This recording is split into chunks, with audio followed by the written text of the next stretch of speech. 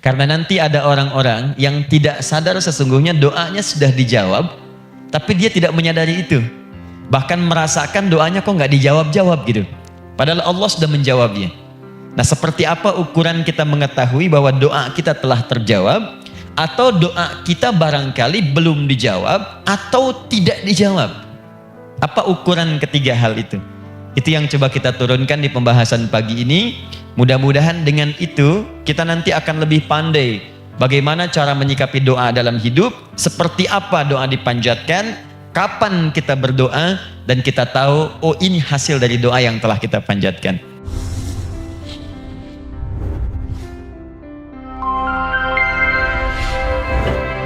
Alhamdulillahi Rabbil Alamin alladhi amarana bid-du'a faqala wa qala rabbukum ud'uni astajib lakum fawa'adana bil-ijabati faqala wa idha sa'alaka ibadi anni fa inni qarib ujibu da'wata ad-da'i idha da'an wassalatu wassalamu ala rasulillahi alladhi وعدنا بالإجابة عندما ندعو إلى الله سبحانه وتعالى فقال من ضمن دعائه في أسماء الحسنى اقتداء من أصحابه صلى الله عليه وسلم أرأيت ماذا دعوت فقد دعوت بأسمائه الأعظم إذا دعي بها أجاب وإذا سئل بها أعطى اللهم صل وسلم وبارك على رسولك الكريم النبي الأمين وعلى آله وصحبه وأمته إلى يوم الدين أما بعد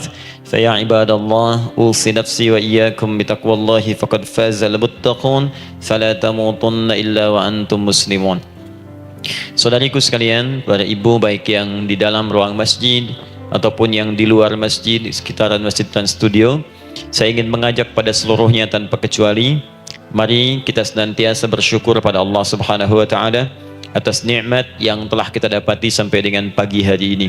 Syukur itu selalu menambah ketenangan di dalam jiwa. Syukur itu bisa mengentaskan sebagian persoalan hidup yang kita rasakan. Syukur itu bisa menambah kekuatan dari perasaan lemah yang kita rasakan. Dan syukur itu puncaknya bisa mengantarkan ke dalam surga terbaik yang dijanjikan, hingga Allah menyebutkan kemudian dalam Al-Quran, wa qalilun min ibadiyas syakur, sedikit sekali di antara hamba-hambaku itu yang bisa menjadi orang yang pandai bersyukur kepada Allah Subhanahu wa taala. Mudah-mudahan hidupan kita sampai hari ini seluruhnya diterima oleh Allah Subhanahu wa taala sebagai amal saleh, dan semoga yang belum mendapatkan hidayah untuk berislam sampai dengan pagi hari ini dihunjamkan hidayah kepada dalam jiwanya oleh Allah Subhanahu wa taala agar bisa berislam sebelum wafat menghadap Allah Subhanahu wa taala. Baik, hari ini kita akan belajar. Saya akan cepat masuk kepada pembahasan karena waktu kita cukup singkat, tentang orang-orang yang dikabulkan doanya yang tersebut dalam Al-Quran khususnya dan sunnah Rasulullah sallallahu alaihi wasallam. Kita akan bagi pembahasan kita ke dalam 3 bagian. Pertama, kenapa kita mesti berdoa? Di poin pertama. Kenapa kita mesti berdoa? Yang kedua, bagaimana cara berdoa yang baik, yang cepat dikabulkan oleh Allah Subhanahu wa taala? Yang pertama, mengapa kita mesti berdoa? Esensi doa itu apa, kan? Yang kedua, bagaimana cara berdoa yang sekiranya cepat dikabulkan oleh Allah Subhanahu wa taala. Dan yang ketiga, kita akan melihat ukuran pengabulan doa. Seperti apa doa itu dikabulkan. Karena nanti ada orang-orang yang tidak sadar sesungguhnya doanya sudah dijawab, tapi dia tidak menyadari itu. Bahkan merasakan doanya kok nggak dijawab-jawab gitu. Padahal Allah sudah menjawabnya. Nah, seperti apa ukuran kita mengetahui bahwa doa kita telah terjawab, atau doa kita barangkali belum dijawab atau tidak dijawab? Apa ukuran ketiga hal itu? Itu yang coba kita turunkan di pembahasan pagi ini. Mudah-mudahan dengan itu kita nanti akan lebih pandai bagaimana cara menyikapi doa dalam hidup, seperti apa doa dipanjatkan, kapan kita berdoa, dan kita tahu, oh ini hasil dari doa yang telah kita panjatkan. Sepakat sampai di sini? Baik ya, tinggal sepakat saja ya. Kan biasanya yang nerangkan saya, nulis saya, ngapus saya sampai selesai pula. Baik, ayo kita mulai. Bismillah. Mengapa kita mesti berdoa? Kita buka dulu ibu sekalian. Ya, yang di ruangan ini ataupun yang di bawah, semuanya insya Allah memiliki kemuliaan yang sama di hadapan Allah Subhanahu wa taala sesuai dengan keikhlasannya. Ya, sesuai dengan keikhlasannya. Karena hadisnya umum sifatnya. Man salaka tariqan yaltamisu fihi ilma sahhalallahu lahu tariqan ilal jannah. Siapa yang menyiapkan dirinya menempuh perjalanan dan dia meniatkan ingin belajar pengetahuan agama walaupun sedikit, maka dia akan dapat balasan dari Allah. Minimal setiap langkahnya akan dicatat meringankan langkah dia ke surga nantinya. Ya, dan di situ tidak disebutkan khusus bagi yang di dalam ruangan masjid. Lantai 2 lagi misalnya. Tidak. Ya, jadi yang di sekitaran, yang di depan semua berdasarkan niatnya, ya. Berdasarkan niat dan kuantitas amalannya. Di kuantitas itu tambah. Mungkin Ustadz belum datang, ibu ada yang berzikir, ada yang baca Al-Quran, ada yang istighfar. Itu yang nambah pahala. Ya, kalau yang pasang status, pasang kamera, ya itu saya nggak tahu. Ayo kita kembalikan sini. Pertama, Quran surah ke-7 ayat 172. Quran surah ke-7 Al-A'raf ayat 172. Kemudian setelah itu diperintahkan dalam Al-Quran surah ke-40 Ghafir ayat ke-60. Lalu kita praktekkan ini dalam keseharian kita. Saya beri contoh misalnya Quran surah ke-2 ayat ke yang paling banyak nih dibaca 201. Kadang-kadang misalnya Quran surah ke-2 ayat 286. Banyaklah. Quran surah ke-7 ayat 23 misalnya dan seterusnya. Ini bagian pertama.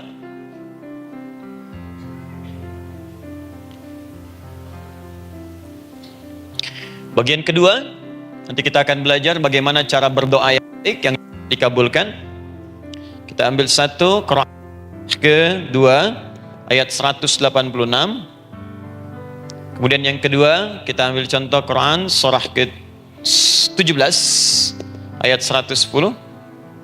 Kemudian yang ketiga, kita ambil contoh yang paling dahsyat di Al-Quran surah ke-3 ayat 38 sampai 39. Ada yang belum berdoa sudah dikabulkan. Masya Allah. Ini ada di Quran misalnya surah ke-3 ayat 31. Nanti turunan amalannya misal di Quran surah 51 ayat 15 sampai dengan 18. Saya bulati yang 18-nya.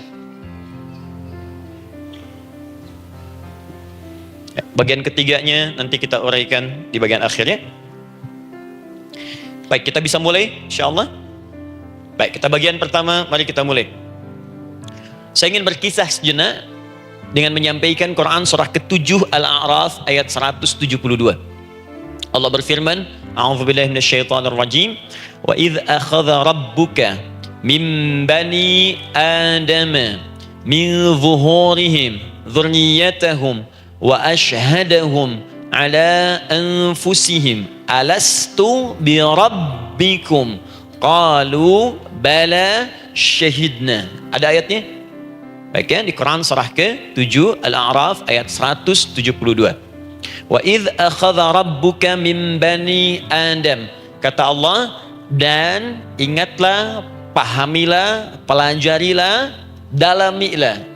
Teman-teman sekalian, ingat kalimat idz itu, idz dalam Al-Quran, termasuk dalam bahasa Arab, itu bukan sekedar mengingat. Idz itu bisa mengandung arti memahami dengan dalam, menganalisis, ya, memaknai, itu idz. Jadi bukan sekedar mengingat. Bukankah ibu kalau mengingat sesuatu berusaha mendalaminya? Ya, kalau nggak percaya saya tanya begini. Coba ibu ingat kemarin jam 5 sore ada di mana? Bukankah sekarang sedang mendalami sesuatu? Sedang mencari memori jam 5 sore kemarin ada di mana? Setelah itu dihimpun jadi sesuatu lalu disampaikan dengan terstruktur, dengan rapi. Oh, kemarin saya ada di sini, di sini, di sini, mengerjakan ini. Itu idz dalam bahasa Arab. Kalau di Al-Quran ada kalimat idz. Itu berarti bukan sekedar kita diminta mengingat, tapi juga merenung, mendalami, memahami dengan dalam. Paham insyaallah? Baik, sekarang perhatikan. Nanti kalau ibu baca Al-Quran, maksud saya, ibu bisa menerjemahkan sendiri dan memahami dengan baik. Ya, misal kalimat idz pertama dalam Al-Quran misal ditemukan di Quran surah kedua ayat 30. Wa idz qala rabbuka lil malaikati inni ja'ilun fil ardi khalifah. Idz akan ditemukan. Nah, sekarang ayat tentang korelasinya dengan doa, kita buka Quran surah ke-7 tadi ayat 172. Wa idz akhadha rabbuk, dan pahami ya kata Allah, renungkan ya, maknai dengan dalam ketika Allah menyampaikan, membuat komitmen dengan semua anak cucu Adam tanpa kecuali. Semuanya. Ingat kalau ditemukan kalimat Bani Adam. Bani Adam disebutkan 7 kali dalam Al-Quran. Ya. Berapa kali? 7 kali. Kalimat Bani Adam. Bani Adam. Ini menunjuk pada semua keturunan anak cucu Adam sampai selesai kehidupan. Ya, dari Nabi Adam alaihissalam, kemudian pasangannya Sayyidah Hawa alaihissalam, kemudian keduanya mulai berumah tangga, melahirkan keturunan, diabadikan di Al-Quran surah keempat, ya, surah Ibu, ayat yang pertama. Ya ayyuhan nasu taqu rabbakumul ladzi khalaqakum min nafsin wahidah wa khalaqa minha zawjaha. Di situ kemudian ada Adam, zawjaha Hawa, ya. Wa batha minhuma rijalan katsiran wa nisaa. Dari situ turun keturunan laki-laki perempuan, laki-laki perempuan. Nanti menyebar, Bu, ya, menyebar. Ada yang ke Chicago, ada yang di Chicago, ada yang di Singaparna, ada yang di Singapura. Semua nyebar. Ya, di Sunda, dari Jawa sampai ke Sumatera, sampai Indonesia, sampai Nusantara, sampai Asia, Eropa, sedunia. Nanti penyebarannya disebutkan di Quran surah ke-49 ayat ke-13. Ya ayyuhan nasu inna khalaqnakum min dzakarin wa untha. Hai manusia, semua saya ciptakan ada 2 jenis. Kalau bukan laki-laki itu pasti perempuan. Jadi tidak ada yang ketiga. Ingat ya? Kalau bukan laki-laki siapa? Perempuan. Jadi tidak ada misalnya, maaf, laki-laki yang keperempuan-perempuanan, yang gerakannya melambai, ya, kata-katanya terlampau lembut misal, dan tidak ada pula perempuan yang perkasa, ya, terlampau kuat misalnya, melampaui batas-batas standarnya. Jadi kalau bukan laki-laki pasti perempuan. 2 saja. Jadi kalau misalnya masih ada yang bingung, tentukan dirinya, ya, dan lihat fitrahnya. Lihat fitrahnya. Baik, kemudian waja'alnakum syu'uban wa qabaila. Kami tempatkan kalian mungkin beda-beda tempat. Syu'ub, beda tempat. Ya, ada yang misalnya RT, RW, kecamatan, beda kampung, beda negara, sampai seluruh dunia.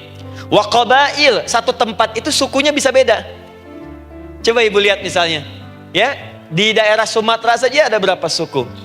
Di Sunda paling banyak suku, gitu ya? Banyak sekali. Jadi bisa lain-lain, bisa beda-beda. Nah, lita'arafu, semua saling mengenal, silakan. Nah, ketika semua tadi ditempatkan di semua pelosok dunia, baik laki-laki, perempuan, dari anak keturunan Adam, itu semua anak keturunan Adamnya disebut dengan satu nama saja dalam Al-Quran, yaitu Bani Adam. Jadi kalau kita mau cari keturunan kita, sampai ke asal mula kita, dari kita sekarang, itu semua akan tersambung kepada Adam alaihissalam. Puncaknya akan ke sini. Ya. Dan tidak akan nyasar kemana-mana, Bu. Ya, ada sebagian manusia nasabnya tidak ingin Adam, inginnya bergeser, sehingga mengatakan manusia berasal dari monyet katanya. Ya. Ada yang berkata begitu. Ibu sampaikan saja kalau bapak dari monyet, silakan saja, jangan ngajak-ngajak saya, gitu ya. Nah, jadi semua manusia itu pasti akan kembali ke sini, ya, ke Adam alaihissalam. Karena itu saya pernah sampaikan termasuk di sini di hadapan ibu semua, masih ingat? Mukjizat pertama Rasulullah sallallahu alaihi wasallam saat lahir ke muka bumi. Ingat, Nabi itu sebelum dilantik menjadi Rasul dalam usia 40 tahun, turun surah Al-Alaq, itu diberikan oleh Allah keistimewaan tanda-tanda kenabian. Apa di antara tandanya? Allah perjelas nasab keturunannya sampai Nabi Adam, padahal lahirnya itu ayahnya sudah wafat. Di lahir beliau ayahnya wafat, tapi nasabnya diperjelas sampai Nabi Adam. Ya, sehingga jelas, orang tidak bisa menyoal. Ini orang nggak jelas nih, ya kan suka ada begitu Bu ya, tiba-tiba datang menerangkan sesuatu, siapa itu nggak jelas. Bahkan sekarang sering muncul statement, siapa sih Ustadz itu Ustadz nggak jelas. Ya. Nabi nggak bisa disoal karena semuanya jelas, nasabnya jelas, keturunannya jelas, kemuliaannya jelas, ilmunya jelas. Jadi kalau orang mau menyoal nggak punya peluang. Siapa kamu Muhammad? Saya jelas keturunannya. Muhammad SAW bin Abdullah bin Abdul Muttalib bin Hashim bin Abdul Manaf bin Qusay bin Murrah bin Kilab bin Ka'ab bin Ghalib bin Fihir bin Malik bin Nadar bin Kinana bin Khuzaimah bin Mudrika bin Ilyas bin Nizar bin Mudar bin Ma'ad bin Adnan bin Addi bin Adri bin Muqawwam bin Nagur bin Tarih bin Ya'rub bin Yasjub bin Nabit bin Ismail alaihissalam bin Ibrahim alaihissalam bin Azar atau bin Nakhur bin Abir bin Kinan bin Arfakhshad bin Sam bin Nuh alaihissalam bin Mikhlail Matushala bin Kinan bin Anwas bin Thith bin Adam alaihissalam.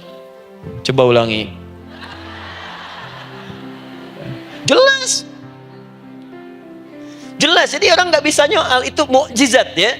Keistimewaan pertama sebelum Allah kemudian angkat menjadi nabi dan rasul di usia 40 tahun. Jadi kalau ibu ditanya, kamu jelas nggak? Jelas. Apa binnya? Bin Bani Adam. Itu bocoran dari Al-Quran. Ya, kalau ditanya keturunan siapa kamu? Adam. Tahu dari mana? Allah yang nyampaikan langsung. Apa kata Allah? Bani Adam. Jelas ya? Baik. Jadi ini kembali kepada Adam alaihissalam. Nah, semua anak cucu Adam yang saya garis bawahi, sejak mulai terlahir itu sudah ada komitmen dari Allah dengan anak cucu Adam ini sebelum terlahir ke dunia. Sejak dalam kandungan. Jadi kalau ibu belajar hadis, misal dulu saya pernah amanahkan kalau ibu mau belajar dasar-dasar, cari kitabnya Imam An-Nawawi yang Al-Arba'in An-Nawawiyah, 42 hadis. Hadis keempat, ya paling kiri sebelah atas di kitabnya, dari Abdullah bin Mas'ud radhiyallahu taala anhu, ya. Qala Nabi sallallahu alaihi wasallam bahwa shadiqul masduq. Nabi SAW pernah menyampaikan sedangkan beliau orang benar dan dibenarkan. Kapan perjanjian ini dibuat? Dalam usia kandungan 4 bulan. Dalam kandungan. Inna ahadakum yujma'u fi batni ummihi. Setiap kalian yang akan terlahir dari anak cucu Adam, kecuali Adam Bu ya. Ingat, kecuali Adam, kecuali Hawa, karena ini asal mula manusia keduanya. Tapi keturunan Adam dan Hawa akan mengalami proses yang sama. Dikandung dulu ibundanya, kemudian terlahir. Adam tidak dikandung, ingat, Adam tidak ada bapak, Adam tidak ada ibu. Langsung diciptakan wujudnya oleh Allah Subhanahu wa taala dari bahan dasar yang sama dengan manusia. Ya karena itu saya pernah ditanya, pernah berdialog, ya. Ustaz, ini spesial Nabi Isa ini. Ya spesial, Yesus Al-Masih Nabi Isa spesial. Karena itu diangkat sebagai Tuhan. Apa yang spesial?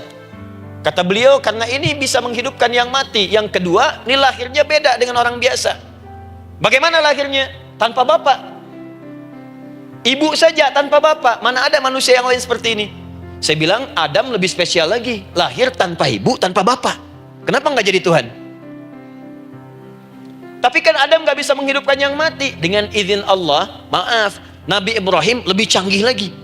Buka Quran surah kedua ayat 260, paling kiri sebelah atas.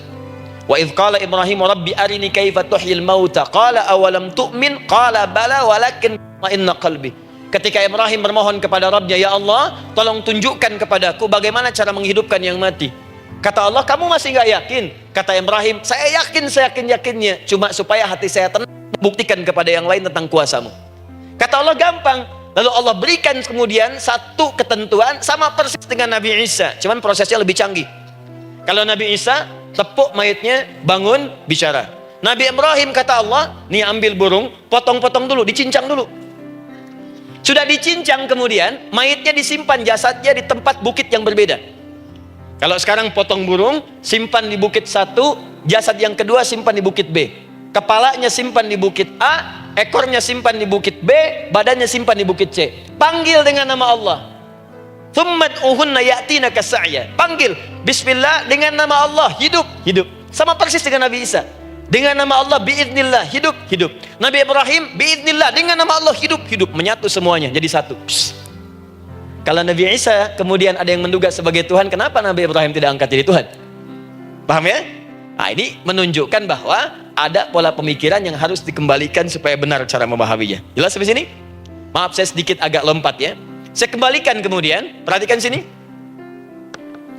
Inna ahadakum yujma'u fi batni ummihi. Karena itu semua anak cucu Adam, beda dengan Adam, akan proses lahirnya dikandung dulu di perut ibundanya. Fokus baik-baik. Arba'ina yauman nutfah, 40 hari pertama baru kemudian proses antara spermatozoa dengan ovum berproses. Thumma yakunu mithla dzalika, kemudian alaqah, 40 hari yang kedua jadi alaqah, zigot yang menempel di dinding rahim.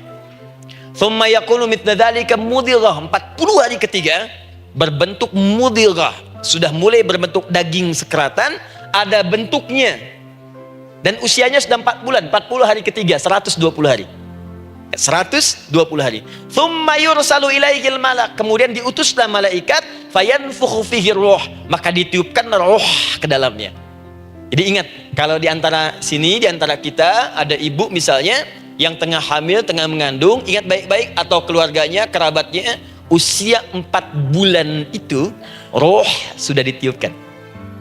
Di kandungan sudah ada rohnya. Hati-hati ya. Berapa bulan? 4 bulan. Karena itu nanti ada ayat dalam Al-Quran, Quran surah ke-7 ayat 189. Di posisi ini harus banyak berdoa dan beramal soleh. Ingat ya, berdoa, beramal soleh, minimal minta kepada Allah. Da'awallaha rabbahuma la in ataitana shaliha lanakunanna minasyakirin.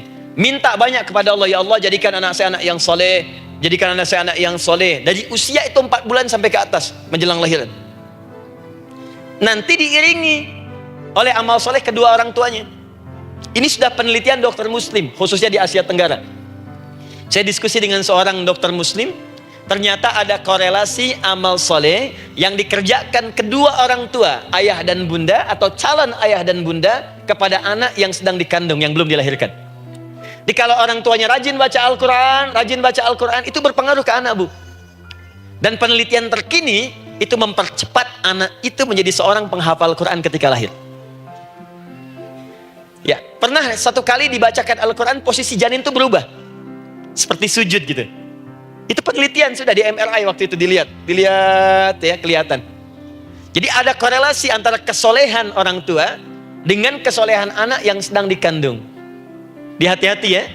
Tapi yang penting diketahui adalah dalam usia kandungan 4 bulan itu disebutkanlah isyarat di Quran surah ke-7 ayat 172 terjadi perjanjian komitmen dengan Allah Subhanahu wa taala. Apa perjanjiannya?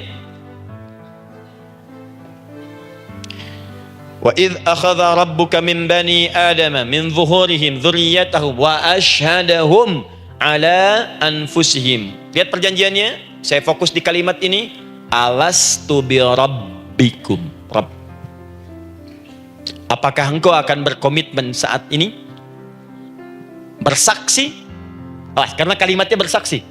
Wa ashhadahum, dan mereka bersyahadat, bersaksi, komitmen. Di komitmennya menggunakan kata syahadat di sini. Karena itu nanti setiap bayi yang sudah terlahir dari rahim ibu manapun itu berada dalam keadaan suci karena sudah bersyahadat dalam perut ibundanya. Masih ingat hadis ini? Kullu mauludin yuladu 'alal fitrah. Setiap yang terlahir dari rahim perempuan manapun itu membawa fitrah.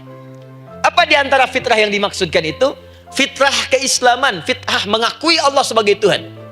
Itu nanti ada di Quran surah ke-30 ayat ke-30, paling kanan sebelah atas. Quran surah 30 ayat 30.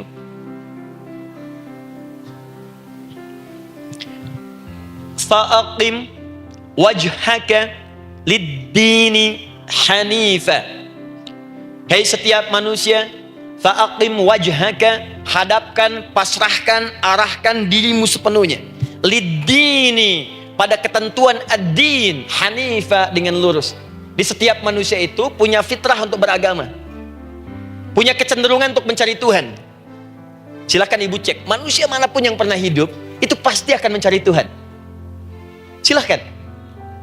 Karena itu Allah beri jalan, begini cara mencarinya.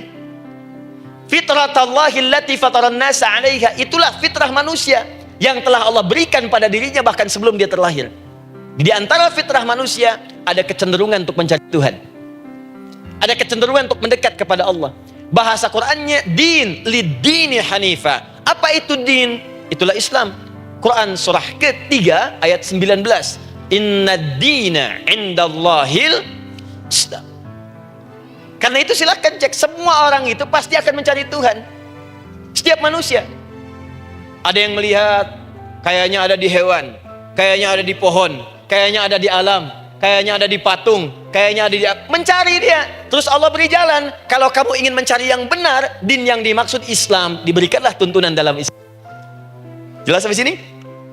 Baik. Karena itulah kemudian setiap bayi yang terlahir itu disebut oleh Nabi dia suci, dia bersih karena telah membawa risalah Islam dalam dirinya.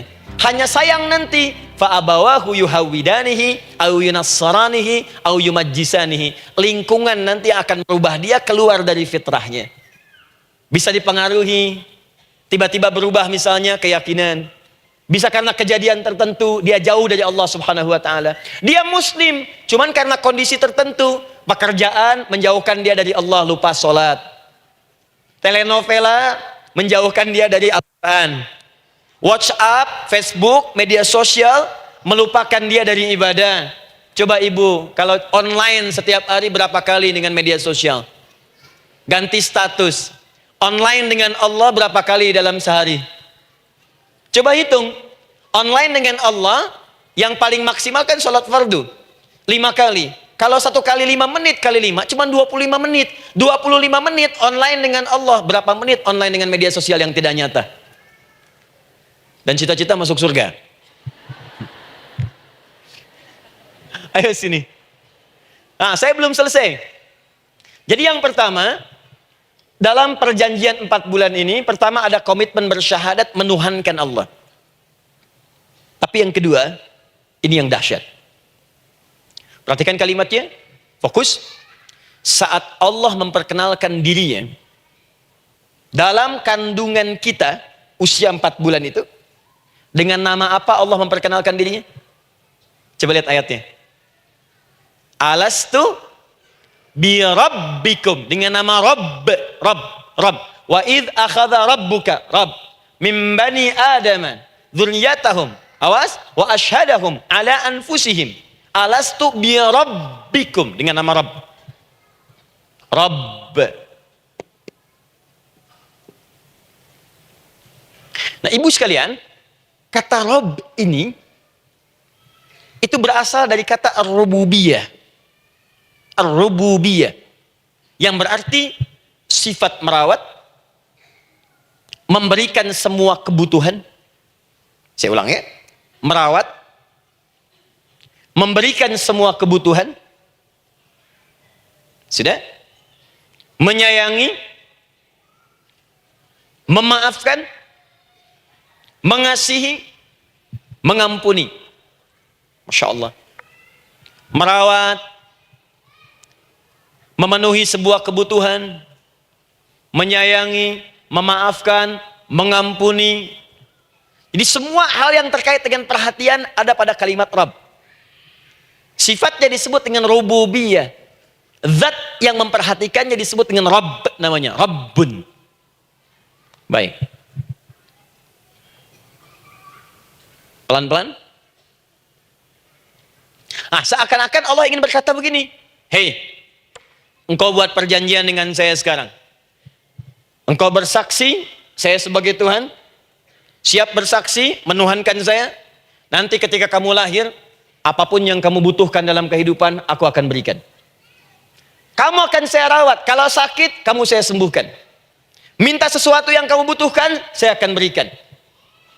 Kamu butuh sesuatu, saya akan hadir. Kamu salah minta maaf, saya maafkan. Kamu dosa minta ampun istighfar, saya ampuni.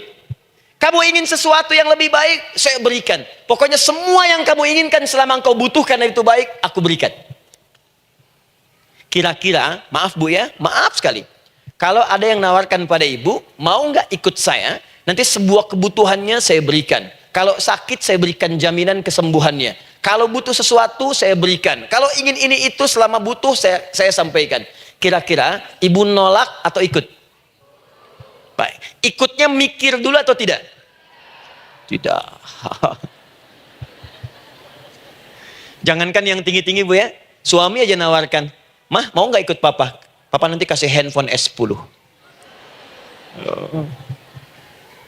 Sama gelang nggak, Pak?" Ikut ya. Dan tanpa pikir. Dalam bahasa Arab, sesuatu yang disetujui tanpa difikirkan lagi, itu disebut bala namanya. Bala, sekali saja. Sekali, ya, tidak dua kali. Tidak ditambah, tidak dikurangi. Ingat, kalau Allah sudah sampaikan kalimat, jangan tambah, jangan kurangi. Ya. Bala, tidak ditambah nga, tidak disebutkan dua kali. Bala. Ya. Bala itu artinya siap. Ya. Tanpa pikir. Karena memang nggak ada yang dipikirkan lagi. Apa yang mau dipikirkan? Semua kebutuhan dikasih. Semua keinginan dikabulkan sepanjang baik. Kalau sakit ada jaminan disembuhkan, dikasihi, disayangi, salah dimaafkan. Ya, kalau dosa diampuni, apalagi yang kurang, nggak ada aib, nggak ada yang kurang, sempurna semua. Kita katakan bala tanpa fikir. Karena itu, perhatikan, setiap kita kemudian, ibu sekalian, datang terlahir ke bumi, mengalami kehidupan, fitrah kita setiap mendapatkan kebutuhan, kita akan menyebut nama Allah Subhanahu wa taala dengan nama yang telah dijanjikan itu. Silakan ibu cek. Bukankah ibu ketika ada kesulitan memohon kepadanya? Ya Allah, tolong sembuhkan ya Allah. Ya Allah, lancarkan ya Allah. Ya Allah, sukseskan suami saya. Ya Allah, tenangkan kehidupan rumah tangga kami. Ya Allah, anugerahkan solusi. Ya Allah, sembuhkan ibu saya. Semua minta kan? Dan dahsyatnya, ketika ibu memohon kepada Allah itu, ibu gunakan kalimat yang telah disepakati ketika Allah sampaikan kepada kita. Rabb, Rabb, Rabb. Perhatikan, kalau ibu berdoa, doa apa paling favorit? Rabbana atina fid dunya hasanah. Fil akhirati hasanah. Wa qina. Doa apa itu? Sapu jagat. Bu bayangkan, Nabi aja nggak tahu tuh istilah itu sapu jagat. Ibu tahu? Wah, Masya Allah, Indonesia kreatif. Luar biasa. Ada doa sapu jagat, ada doa sapu nggak ada jagatnya, ada doa jagat nggak ada sapunya. Wah, pokoknya luar biasa lah. Ya. Ya, lihat, bukankah kalimatnya dibuka dengan Rabb? Rabbana atina fid dunya sana. Rabbana zalamna anfusana wa illam taghfir lana wa tarhamna lanakunanna minal. La yukallifullahu nafsan illa laha ma kasabat wa 'alaiha mak. Perhatikan, Rabbana la innasina Rabbana Rabb. Ini ayatnya. Sapu jagat Quran surah 2 ayat 201. La yukallifullahu Quran surah 2 ayat 286. Rabbana zalamna Quran surah 7 ayat 23. Yang ingin saya sampaikan, setiap kita butuh sesuatu, kita menyebut namanya dengan kalimat Rabb. Kenapa kita katakan Rabb? Karena Allah sendiri menyebutkan dengan kalimat Rabb. Alastu bi rabbikum, saya nanti adalah Tuhan yang akan memperhatikan kalian, menyayangi kalian. Saya Tuhan yang akan merawat kalian, memberikan semua kebutuhan. Makanya ibu tuh kalau ada persoalan nagih seakan-akan ke Allah. Ya Allah, kan engkau yang berjanji kepada saya. Engkau yang berjanji, engkau yang menepati ya Allah, karena engkau Tuhan. Kalau manusia, dia berjanji, dia yang mengingkari. Dia awali, dia yang akhiri. Tapi engkau beda ya Allah. Kenapa? Engkau berjanji, engkau yang menepati. Quran surah ketiga ayat 9. Innallaha la yukhliful mi'ad. Engkau yang berjanji, engkau yang menepati. Engkaulah awal dan akhir dari semua hal. Engkau mengatakan saya Rabb yang akan memberikan semua kebutuhan. Sekarang saya butuh ya Allah.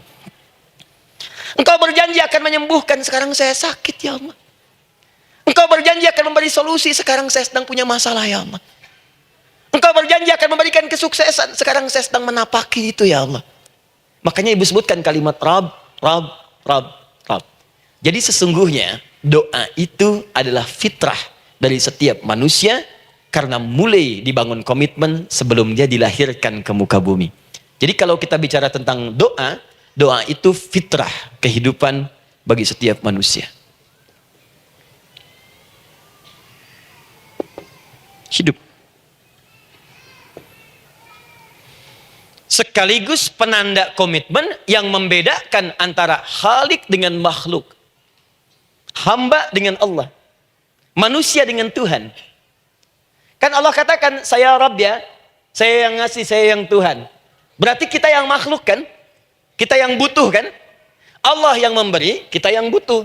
Untuk membedakan mana yang butuh, mana yang ngasih, maka pembedanya adalah doa. Jadi kalau ada manusia yang nggak pernah doa selama hidup, itu tandanya ada yang salah dengan kehidupannya. Karena seakan-akan dia nggak butuh Tuhan. Sebab perbedaan manusia dengan Tuhan itu sebelum lahir, salah satunya ditunjukkan dengan sifat butuh kita kepada Allah. Makanya sekaya-kayanya orang, itu pasti berdoa. Manusia paling kaya di muka bumi pun, kalau besoknya mau ada pekerjaan atau proyek, dia berdoa dulu tuh. Ya Tuhan, tolong lancarkan proyek ini. Butuh. Pejabat setinggi-tingginya, kalau sudah mau mulai kemudian ada pemilihan, kalau mulai ada kebijakan, kalau mulai ada apapun berdoa juga. Itu tandanya butuh. Butuh. Di setiap manusia itu pasti butuh dengan Allah. Karena itu kalau ada manusia yang nggak pernah berdoa selama hidupnya, itu langsung mendapatkan kecaman dari Allah dan dijamin akan masuk neraka yang paling dalam. Karena seakan-akan dia sudah nggak butuh dengan Allah. Saya ulang ya, saya ulang. Doa itu fitrah hidup manusia yang sekaligus menunjukkan statusnya sebagai hamba. Jadi kalau ibu update status di media sosial, mulai sekarang tuliskan hamba. Hamba. Sudah. Mau sifatnya apapun tetap hamba. Ya, mau pejabat, mau orang kaya, mau cukup, mau macam-macam, mau ustadz, mau syekh, mau habib, tetap ujungnya hamba. Dan butuh penghambaan itu diwujudkan dalam bentuk doa. Muncullah Quran surah ke-40 ayat ke-60. Wa qala rabbukum, Rabb, selalu Rabb. Wa qala rabbukum ud'uni astajib lakum. Innal ladzina yastakbiruna an ibadati, awas, sayadkhuluna jahannama dakhirin. Allahu akbar. Dan Rabbmu berfirman, mengingatkan kembali kepada kalian semua, hei hamba-hambanya. Kalau ada kebutuhan, kalau ada masalah, kalau ada permintaan, kata Allah, ayo doa sama saya. Minta. Kan kita sudah bikin perjanjian. Makanya Allah katakan, kalau punya masalah, Bu, berdoa. Bukan mengeluh. Kalau punya persoalan, Bu, berdoa. Bukan bikin status. Rasanya aku tidak sanggup. Ditulis di Facebook. Lain. Terus kalimat Allahnya pun jelas. Minta kepadaku, bukan mengeluhkannya. Kamu tidak seperti yang aku kira. Nungguin komen. Sambil masak, celing ada satu. Ucuk kunaun. Makin meluas masalah. Untuk dah abi mas sabar. Sudah. Paham ya? Jadi ini kaidah hidup yang pertama. Sebetulnya sederhana, cuman jarang digunakan gitu. Sederhana, cuman jarang dipakai.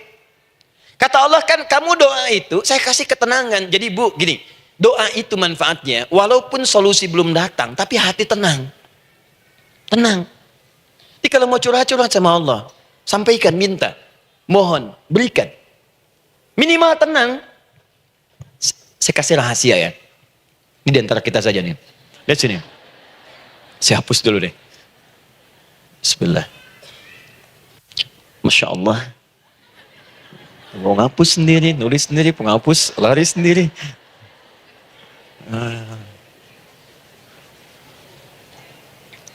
Bismillah. Oh ini ada dua ya. Sini. Baik. Buka Quran surat 7 ayat 205. Quran surat 7 ayat 205. Doa itu disebut zikir di ayat itu. Jadi kalau ibu sedang berdoa, itu sedang berzikir. Wadhkur rabbaka fi nafsika tadarruan wa khifatan wa dunal jahri minal qaul. Ada ayatnya? Oke. Pakai Rabb lagi kan? Wadhkur rabbaka. Kalau engkau punya masalah, kata Allah, sekecil apapun. Di rumah tangga kah?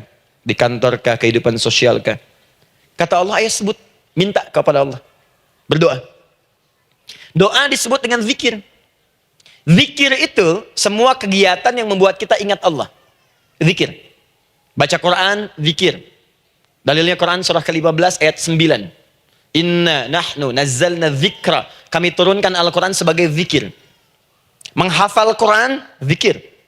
Quran surah 54 ayat 17, ayat 22, ayat 32, ayat 40.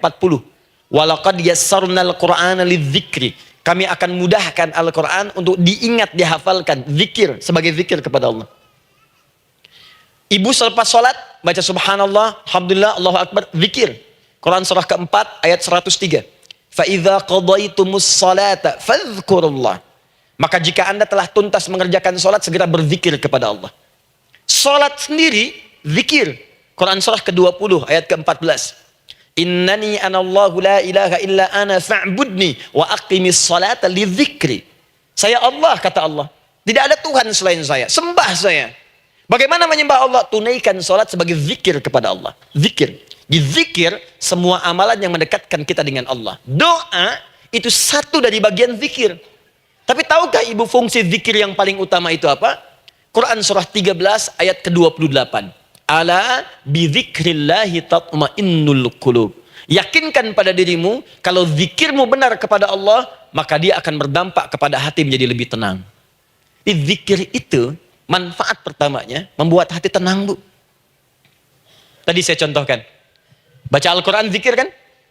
Jadi kalau ibu sedang tidak tenang, sedang gelisah, ada masalah, daripada mengeluh sana sini, wudu, Bu, wudu. Ambil mushaf, baca. Saat baca itu mungkin solusi belum datang, tapi hati itu lebih tenang. Kaitan dengan bahasan kita, doa, minta. Doa. Jadi kalau orang punya masalah itu kalau berdoa, walaupun solusinya belum datang, walaupun kemudian jawabannya belum tiba, minimal hati ibu itu tenang. Ini dia. Kan surah 13 ayat 28. Rumus ini pakai. Gunakan dalam hidup. Karena yang tahu kehidupan kita itu Allah yang menciptakan kita. Yang tahu pesawat, yang bikin pesawat. Yang tahu handphone, yang bikin handphone. Yang tahu mikrofon, yang bikin mic-nya. Yang tahu kita, yang menciptakan kita. Ikutilah petunjuk Allah yang menciptakan kita, maka akan langsung terasa manfaatnya. Ibu tidak percaya, silahkan lakukan. Rasakan bedanya, bedakan rasanya, dan pasti akan terasa bedanya. Akan lain. Tuh. Doa. Tapi ingat yang paling penting kata Allah, doa itu bukan sekedar penting permohonannya, tapi menunjukkan status kita sebagai hamba di hadapan Allah Subhanahu wa taala. Jadi kalau ada orang selama hidup tidak pernah berdoa, artinya dia mengingkari status dia sebagai hamba di hadapan Allah Subhanahu wa taala. Mau menyejajarkan diri dengan Tuhan. Kan yang tidak pernah meminta itu Tuhan. Allah yang memberikan. Kalau manusia beda pasti minta. Artinya kalau ada manusia nggak pernah minta, seakan-akan bahasa halusnya, kamu ini ngaku jadi Tuhan. Saya tempatkan kau di neraka jahanam yang paling bawah. Jahanam itu, Bu, belum masuk saja sudah terasa. Terasa. Buka ibu Quran surah misalnya ke-40 Ghafir tuh. Ya, ayat 45 sampai dengan 47-nya. Sebelumnya lagi lihat Quran surah ke-8 ayat ke-50. Itu penghuni neraka, Bu, yang bukan jahanam saja. Penghuni neraka itu kalau mau meninggal itu dipukulin dulu malaikat. Depan belakangnya. Ayo, kamu keluar. Lama amat keluarnya rohnya katanya. Takut karena nggak punya bekal. Kan maaf ya, kaidah mengatakan orang nggak punya bekal itu takut pulang, apalagi orang merasa salah. Anak ibu berbuat kesalahan, mau pulang takut kan? Takut. Jadi kalau ada anak takut pulang, salah dia. Salah. Kemana anak nggak pulang-pulang, pasti ada yang salah karena nggak berani pulang. Jangankan salah, nggak punya bekal saja, malu pulang. Lihat ibu waktu Ramadan usai, mau mudik, Idul Fitri. Kan pada mudik kan? Kenapa mau mudik dan senang mudik? Karena punya bekal, Bu. Dikumpul-kumpulkan tuh selama 11 bulan. Untuk 1 bulan saja. Itu pun paling berapa hari. Kumpulin. Terus telepon keluarga. Insya Allah aku pulang hari ini. Wah, senang semuanya. Padahal mudiknya cuma pakai motor, Bu. Motornya bebek, bekalnya singa. Serius saya, motor bebek bekal singa, ada kardus belakangnya. Tulisin, terus tambah pelepah pisang buat begini. Belakangnya ditulisin, aku pulang sayang. Jalan, mudik. Terus yang di rumah kan senang nerimanya. Kenapa? Karena ada yang pulang dan bawa bekal. Saya pernah tanya pada seseorang, kenapa anda nggak mudik? Nggak ada bekal Ustaz, nggak ada bekal, malu pulang. Kebayang nggak saat pulang menghadap Allah nggak punya bekal? Malu pulang, apalagi punya banyak salah. Jadi nggak mau keluar rohnya. Malaikatnya geram, dipukulin sama malaikat. Pukul depannya, pukul depan. Kamu ini cepat keluar, cepat keluar, cepat keluar. Keluar, keluar, keluar, keluar, keluar. Malu pulang. Tapi kalau punya bekal enak. Dan yang nyambut langsung malaikat. Bahkan nanti ada satu amalan saat dikerjakan. Itu orang ini sudah masuk surga. Tapi semua malaikat di semua pintu surga yang 8 itu datang mengunjungi dia mengucapkan selamat. Itu ada di Quran surah 13 ayat 24. Salamun alaikum bima sabartum fa ni'ma uqbaddar. Selamat ya saat di dunia sabar mencari bekal, dan ini bekal terbaik yang kamu dapatkan, silahkan nikmati surga yang kamu rindukan itu. Ini nikmat-nikmatnya tempat yang pernah nanti kamu kunjungi. Dan tinggal abadi di situ. Yang nyambut malaikat. Bayangkan semua malaikat, Bu. Semua malaikat dari pintu surga datang nyambut dia. Wah, Masya Allah, malaikat Jibril, Israfil, malaikat maut. Maaf ya, dicabut kemarin. Biasa. Selamat, selamat, selamat, selamat, selamat. Dunia aja kalau ada yang nyambut senang kan? Rumah dicet, datang, sambut depan rumah. Semua hidangan ada. Oh, Masya Allah. Bahkan yang tidak ada jadi ada. Luarnya kongguan, dalamnya rangginang. Gitu kan? Wah, muncul semua. Paham ya? Jadi ini bagian pertama. Jadi kita katakan kenapa manusia mesti berdoa. Jawabannya karena manusia itu hamba. Dan doa itu adalah fitrah, bagian dari kehidupan. Kenapa manusia mesti berdoa? Karena ada komitmen dari Allah. Setiap dia mendapatkan sebuah persoalan, maka Allah akan jawab dan berikan jawaban dari semua persoalannya. Jalan mendapatkan jawaban itu adalah doa. Kenapa manusia mesti berdoa? Karena dia butuh dengan Allah. Dan puncaknya, kenapa dia mesti berdoa? Karena Allah ingin membahagiakan kehidupan dunianya sebelum sampai keabadiannya di akhirat. Jadi ketika kita berdoa, sebetulnya kebaikan untuk kita karena Allah ingin kita bahagia. Ingin mudah hidupnya. Jadi kalau ada orang nggak berdoa, sesungguhnya dia sedang menyulitkan diri sendiri dalam kehidupan dunianya sampai ke akhiratnya. Jelas sampai di sini? Masya Allah. Alhamdulillah. Baik, kalau sudah paham, saya hapus ini, kita masuk bagian yang kedua. Hapus lagi. Sab Muslimah edisi ke-15. 15 kali datang sendiri, nangis sendiri, nulis sendiri, ngapus sendiri. Masya Allah. Tinggal lihat, catat, masuk surga. Masya Allah. Alhamdulillah. Baik. Baik. Sudah? Alhamdulillah. Saya ingin setiap pembahasan kita dipahami ya. Saya tidak menyukai kalau datang melihat tapi nggak paham gitu. Ya, dengar tapi nggak paham. Saya tidak ingin satupun keluar dari sini kecuali paham. Ya. Ibu paham? Paham Ustaz. Badai pamit ya, silahkan. Apa yang ibu pahami? Doa. Ya. Dah. Nah, sekarang masuk bagian kedua. Bismillah. Kalau sudah mengerti yang tadi, persoalannya adalah bagaimana cara kita memohon kepada Allah. Itu dia. Bagaimana cara kita meminta? Kata Allah, kamu kalau punya masalah, minta. Ya Allah, caranya bagaimana? Karena sesuatu yang dikerjakan tanpa ilmu dan tidak tahu caranya, itu bisa keliru. Hidup itu menyembah Allah tidak cukup dengan iman, Bu. Mesti pakai ilmu. Iman saja sekalipun kuat tanpa ilmu, itu bisa salah. Kuat ingin mendekat kepada Allah. Ya Allah, aku ingin ibadah, kuat. Saya punya kawan dulu di pesantren. Tahun kedua, dia sudah berubah. Ya, tadinya orang tuanya melihat anaknya, Masya Allah, tiba-tiba ada perubahan, senang ibadah, Bu. Malam-malam dia bangun, ini kisah nyata, saya alami sendiri. Masya Allah, saya senang sekali.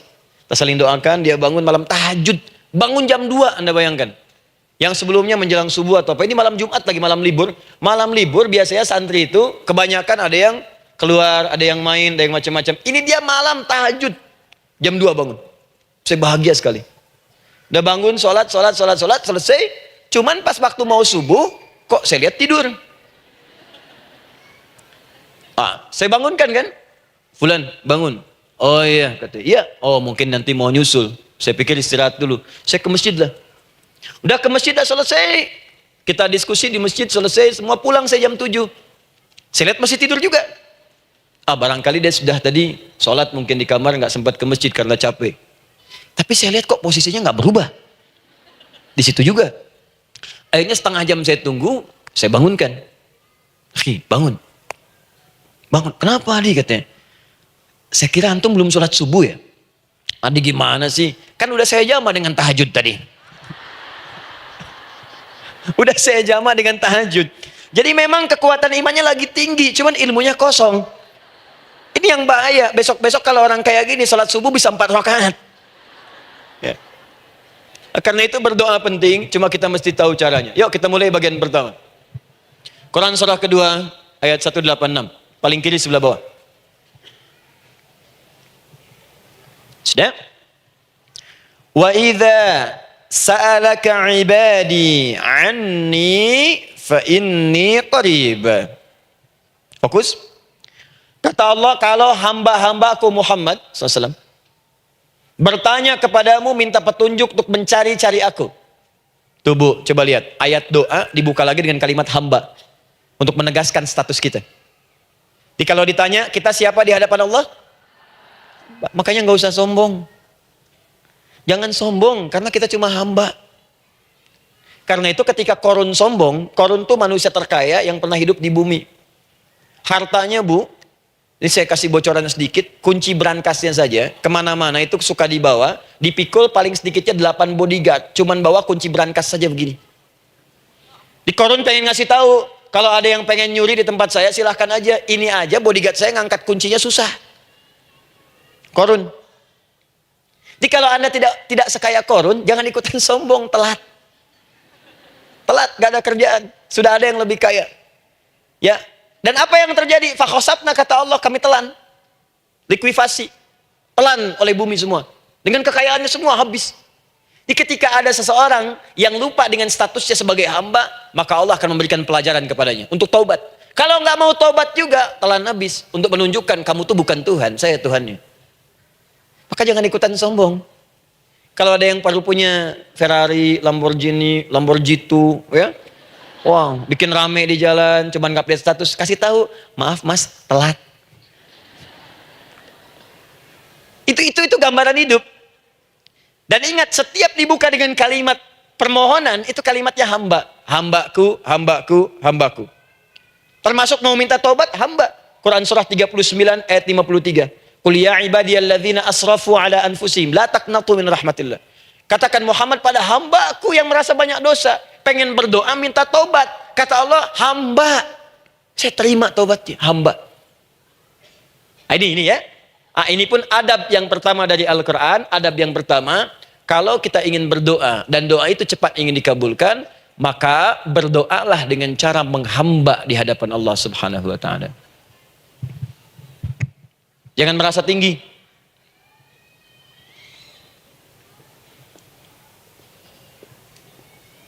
Saya turunkan caranya.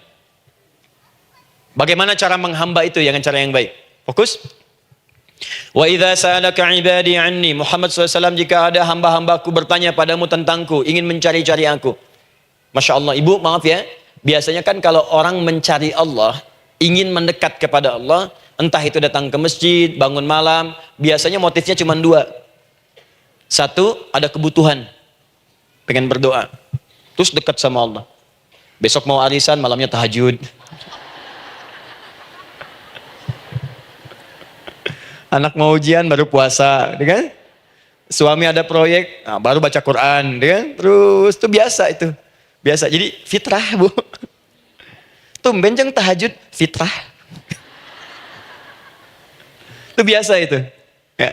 Yang kedua, taubat dari maksiat. Taubat. Seorang taubat ke masjid, bangun malam, doa, itu biasa. Jadi kalau ada seperti itu tandanya kita hamba normal manusia. Fa inni qarib, kata Allah, katakan Muhammad SAW, katakan kepadanya, janganlah mencari, aku dekat. Dekat, jangan mencari, aku dekat. Jadi Bu, ketika kita butuh Allah, langsung jawab oleh Allah.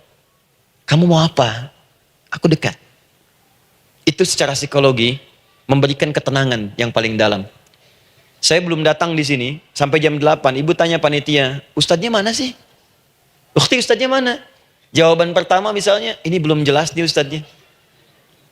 Gak ada kabar. Yang kedua mengatakan, tenang saja, ustadz sudah dekat. Maka yang kedua itu lebih menenangkan kepada kita.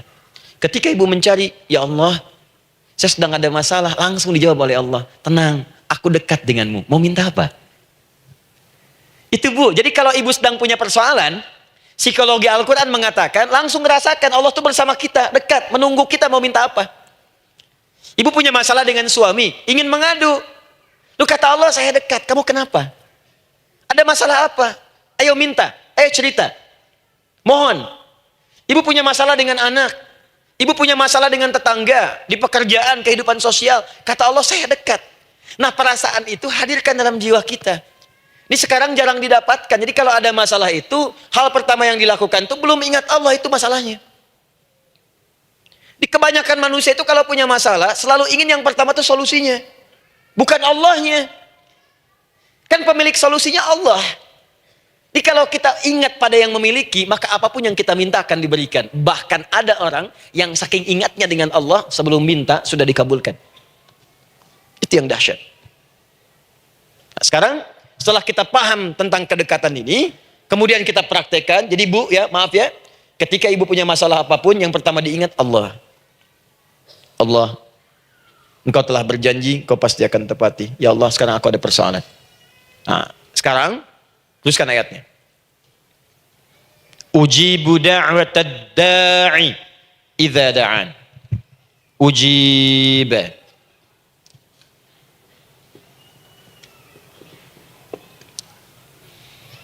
Ujibu da'watad da'i idza da'an. Aku pasti akan menjawab, mengabulkan setiap doa hambaku jika dia bermohon kepadaku. Saya ingin ajarkan sedikit di gramatikal bahasa Arab. Ujib itu disebut dengan fi'il mudhari namanya. Saya kasih rumus cepat Bu ya. Insya Allah kalau ibu fokus dengan rumus ini, ibu nanti bisa memahami Al-Quran dengan baik. Saya kasih satu kalimat. Hafalkan baik-baik. Ini gampang kok. Anita. Ya, Anita. Sudah? Anita. Baik. Hamzah, nun, ya, ta. Satukan Anita. Kalau di dalam kalimat ibu baca Al-Quran, di depannya ada huruf hamzah ini, atau nun, atau ya, atau ta, maka itu rumus mudhari namanya. Gak usah dihafalkan mudharinya. Ya, nggak usah dihafalkan sampai bikin misalnya satu ungkapan, Anita istrinya Pak Mudhari. Nggak usah, nggak ada kerjaan. Ya, nggak usah dihafal. Saya hanya ingin tunjukkan pemahaman. Kalau ada bentuk seperti ini punya 3 makna. Kalau dalam bahasa Inggris itu disebut present, ya, continuous, dan future. Present, continuous, and future. Sekarang, terus, sampai kapanpun. Sekarang, terus berlangsung, continuous, and future, sampai kapanpun di masa depan. Ini bentuknya disingkat dengan rumus ini, Anita. Di dalam konteks pengabulan doa, kata Allah, ketika saya akan kabulkan, kalau kamu punya masalah, kamu berdoa, saya akan kabulkan. Nah, kalimat Allah saya akan kabulkan ini, bentuknya menggunakan mudhari. Ada hamzah di depannya, ujib. Artinya apa? Kalau ibu sekarang berdoa, saya akan kabulkan, kata Allah. Terus kamu berdoa, saya akan jawab. Nanti pun punya masalah di masa depan, kamu berdoa, saya jawab juga. Jadi artinya, tidak ada doa yang sia-sia. Semua doa, ingat, sepanjang kita butuhkan, pasti Allah berikan. Doa itu, sepanjang kita butuhkan, pasti akan dijawab.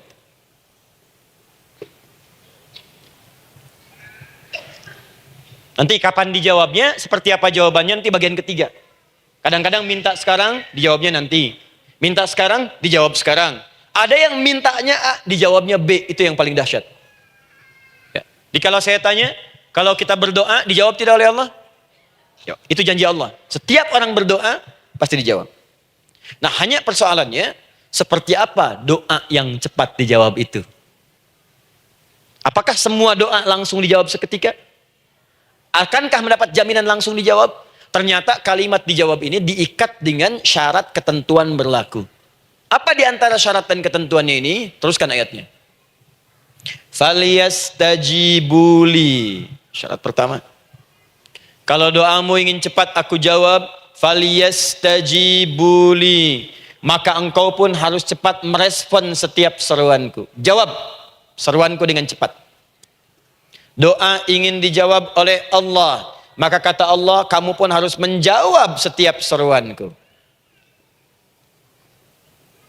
Jawab seruan Allah.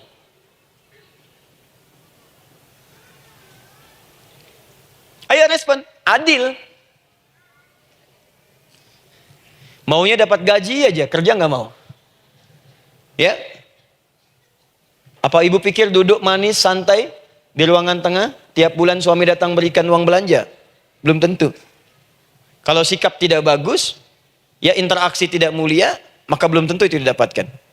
Maka syarat pertama kata Allah, kalau doamu ingin cepat aku jawab, maka setiap aku seru, cepatlah engkau kemudian kerjakan dan jawab itu.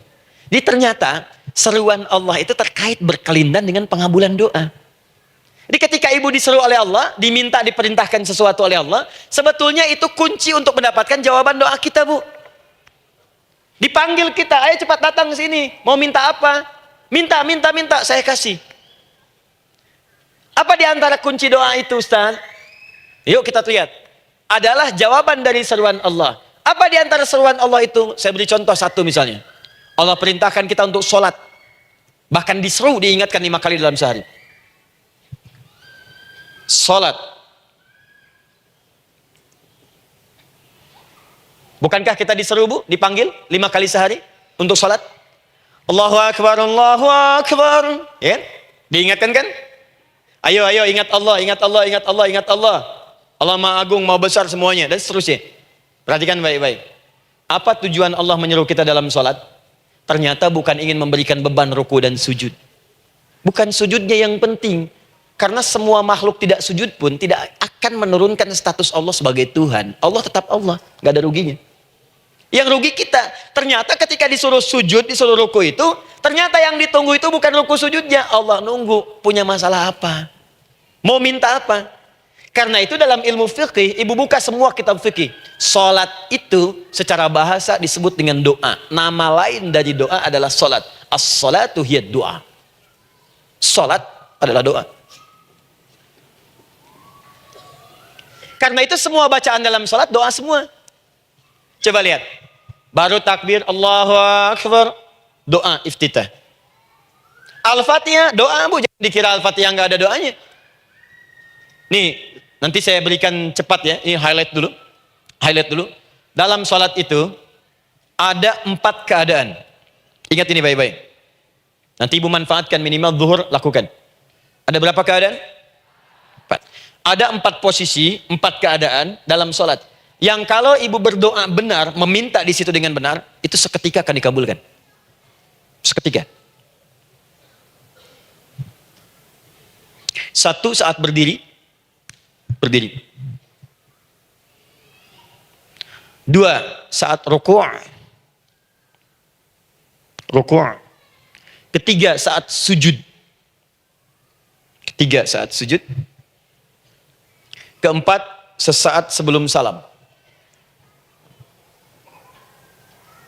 Berdiri, ruku', sujud, sesaat sebelum salam. Baik, sebelum saya bahas lebih jauh, saya ingin sampaikan dulu.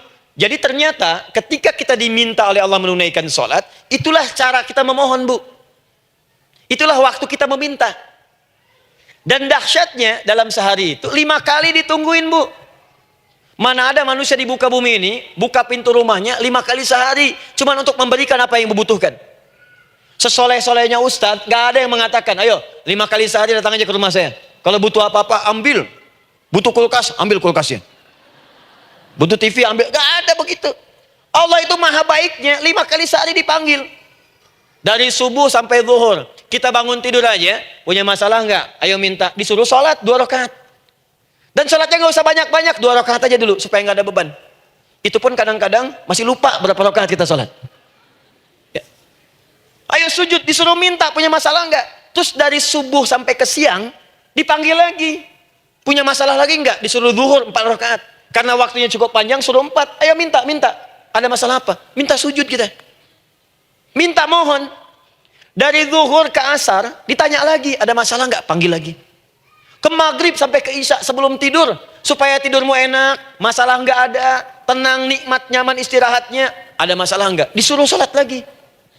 Jadi kalau orang paham sholat itu kunci kebahagiaan, dia akan senang menunaikan sholat. Makanya ketika ibu bertanya, kenapa saya sholat? Dijawab oleh muadzin, hayya 'alas shalah, ayo sholat. Kenapa sih sholat? Hayya 'alal falah. Yuk bahagia. Ayo tenang. Yuk dapatkan apa yang kamu inginkan. Falah. Jadi kalau orang paham sholat itu menyelesaikan persoalan, tentu orang akan berbondong-bondong semangat untuk menunaikan sholat. Cuman sayang segelintir orang itu menilai sholat sebagai beban. Jadi sebagai kewajiban beban saja, makanya sholatnya nggak nikmat. Korok tadi duhur, ayeuna asar deui. Tuh. Bagaimana doanya bisa dijawab? Anda datang pada orang, tapi datangnya dengan marah-marah. Datangnya dengan mencelanya. Bagaimana dia bisa memberikan kebutuhan Anda? Anda datang pada Allah dengan niat yang tidak ikhlas. Setelah itu kemudian menggunjingkannya, bagaimana bisa dijawab? Tuntutan tinggi. Tapi datang tidak membawa prestasi, bagaimana bisa diberi? Catat tuh, bikin status. Paham ya? Nah ini bagian pertama. Jadi cara pertama, respon kata Allah, seruan Allah. Rumus pertama sholat. Nah sekarang saya ajarkan lagi. Ini belum selesai nih Bu. Ini panjang bahasannya nih. Sampai jam berapa kita? 10 ya? Oh, banyak. Oh, mau sampai jam 5 silahkan. Saya jam 10 selesai. Ya. Lihat sini. Oke, saya punya sekitaran 1 jam kurang ke depan. Saya ingin terangkan sedetil-detilnya gitu ya. Dan saya hanya menyampaikan isi Al-Quran. Quran, hadis, Quran, hadis. Sekarang gini. Ustadz saya sekarang paham, sholat berarti kunci untuk menyelesaikan masalah. Di sholat saya akan memohon. Sekarang Ustadz, bagaimana cara saya merespon sholat? Kan kata Allah, saya menyeru, respon gitu kan? Kita dipanggil sholat nih, Allahu Akbar, dipanggil. Bagaimana cara meresponnya? Sebelum minta. Awas, ibu ingin datang mengajukan proposal. Datang kepada wali kota, datang kepada gubernur, datang kepada presiden, datang kepada menteri sebelumnya. Bukankah ibu mempersiapkan diri? Penampilan ditata, proposal dibagus-bagusin gitu kan. Yang paling hebat itu kadang-kadang malam-malam latihan depan cermin. Bapak wali kota yang saya hormati. Lihat semuanya tuh. Dan yang paling luar biasa, maaf ya, janjian jam 7 dengan Pak Wali Kota, datang jam 6 ke Balai Kota. Sekarang ibu punya janji dengan Allah. Janji itu sudah diketahui sebelum pertemuannya. Kalau tidak percaya, 5 waktu ini ibu sudah hafal Bu. Ya, bahkan disuruh ngapalin oleh Allah. Buka Quran surah ke-4. Surah ibu, surah mama, An-Nisa. Ayat 103, Quran surah 4 ayat 103. فَإِذَا قَضَيْتُمُ الصَّلَاةَ فَاذْكُرُوا اللَّهَ قِيَامًا وَقُعُودًا وَعَلَى جُنُوبِكُمْ فَإِذَا اطْمَأْنَنْتُمْ فَأَقِيمُوا الصَّلَاةَ. Lihat ujung ayatnya. إِنَّ الصَّلَاةَ كَانَتْ عَلَى الْمُؤْمِنِينَ كِتَابًا مَوْقُوتًا. Sungguh semua waktu salat itu telah ditetapkan waktunya bagi orang beriman. Itu terjemahan biasa. Kalau terjemahkan pakai ilmu balaghah, sungguh orang beriman itu hafal waktu-waktu salat. Tahu waktunya. Apalagi kalau di waktu itu ibu punya kepentingan, pasti hafal. Kalau ibu benar memprioritaskan sholat dan menilai sholat sebagai solusi hidup, menilai sholat sebagai kebutuhan, ibu pasti akan hafalkan itu Bu. Nih ya, ibu dapat bagian arisan nih, bulan ini misalnya. Dan memang bagian jatah ibu, demi Allah saya katakan, sebulan sebelumnya ibu sudah hafal tanggalnya kapan. Bahkan di kalender tuh diwarnain. Papa, bagian mama nanti bulan ini. Tuh. Dicatat semua, di tempat siapa, jam berapa, datang dengan penuh keceriaan dan kebanggaan. Luar biasa. Hanya untuk urusan dunia yang itu habis gitu. Jika dia tidak meninggalkan ibu, ibu yang meninggalkan dia duluan. Sekarang 5 kali sehari semua diberikan, bahkan lebih daripada dunia dan seisinya. Harusnya sih wajarnya dihafalkan waktunya dan ibu hafal. Ayo, subuh jam berapa sekarang? Lihat sini, bukan ke atas. Ditutup tuh. Tuh, sana tuh.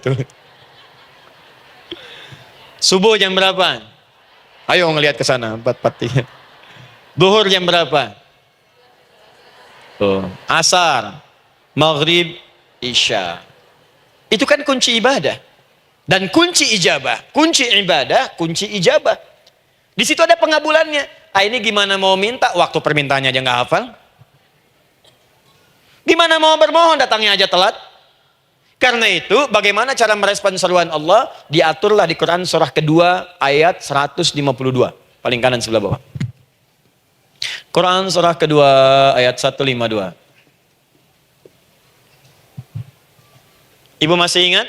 Bukankah sholat disebut sebagai zikir? Masih ingat? Ya, di surah ke-20 ayat 14. Wa aqimis sholata lidzikri, tunaikan sholat sebagai zikir kepadaku. Sekarang lihat ya. Lihat ketentuan Allahnya.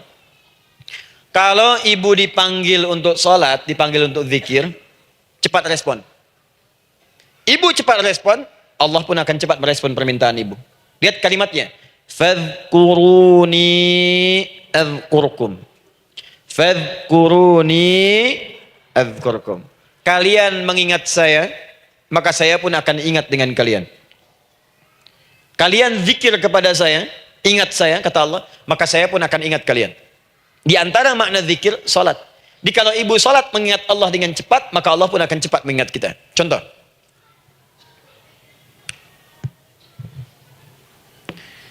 Saya ambil waktu subuh misalnya. Di Bandung 4:33. 4:43. Oh, lihat kesan lagi terjadi perbedaan pendapat. Ya. Ada yang 4:33, ada yang 4:34, ada yang 4:35 dan seterusnya. Yang ambil tengah-tengah lah, 4:35 misalnya. Kalau 4:35. Lihat sini, fokus. Allahu Akbar, Allahu Akbar. 4:35. Dipanggil salat, diseru. Kan tadi rumusnya di Quran surah 2 ayat 186. Faliyastajibuli. Kalau diseru cepat jawab, gitu kan? Terus diseru 4:35 adzan. Allahu Akbar, Allahu Akbar. Begitu diseru, ibu langsung datang. Ya Allah, sudah adzan, seruan nih, saya siap-siap, saya ingin minta sesuatu.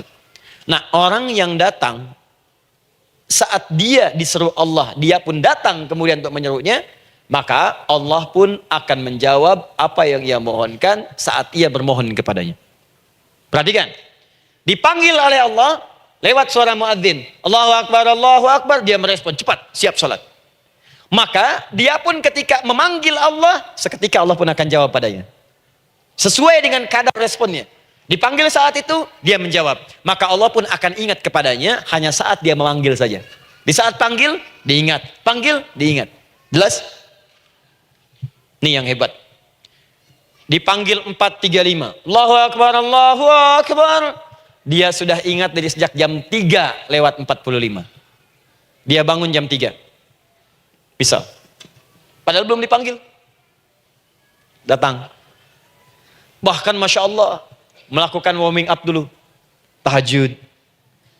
Istighfar. Baca Al-Quran sebelum dipanggil. Masya Allah Bu. Ibu mau datang misalnya ke istana. Janjian jam 7, datang jam 6. Di situ ibu kerjakan yang baik-baik dulu. Wah, lihat. Terus kelihatan CCTV kan. Wah, ini orang bagus banget nih. Mulia, bagus. Sampah diambilin, disapu. Kelihatan. Itu ibu belum datang pun udah dipanggil duluan. Ada orang yang belum dipanggil sudah datang menghadap Allah.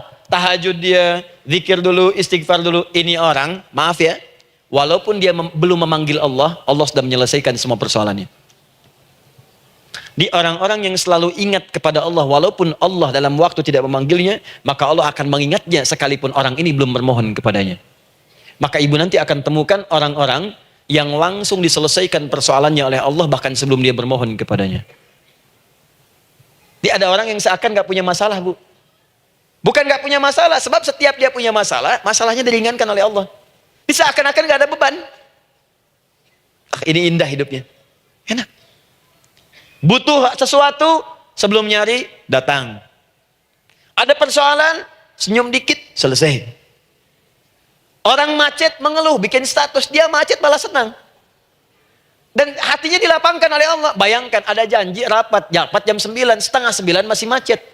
Diprediksi di Google akan sampai 2 jam lagi.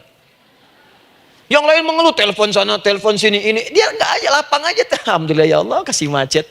Morotal, saya mau dengerin surah Al-Baqarah. Buka, apalin. Partnernya nelpon. Sampai di mana, akhi? Ini sampai di surah Al-Baqarah ayat 186. Nah, tidak ada yang sia-sia dari Allah. Sabar ya di sana.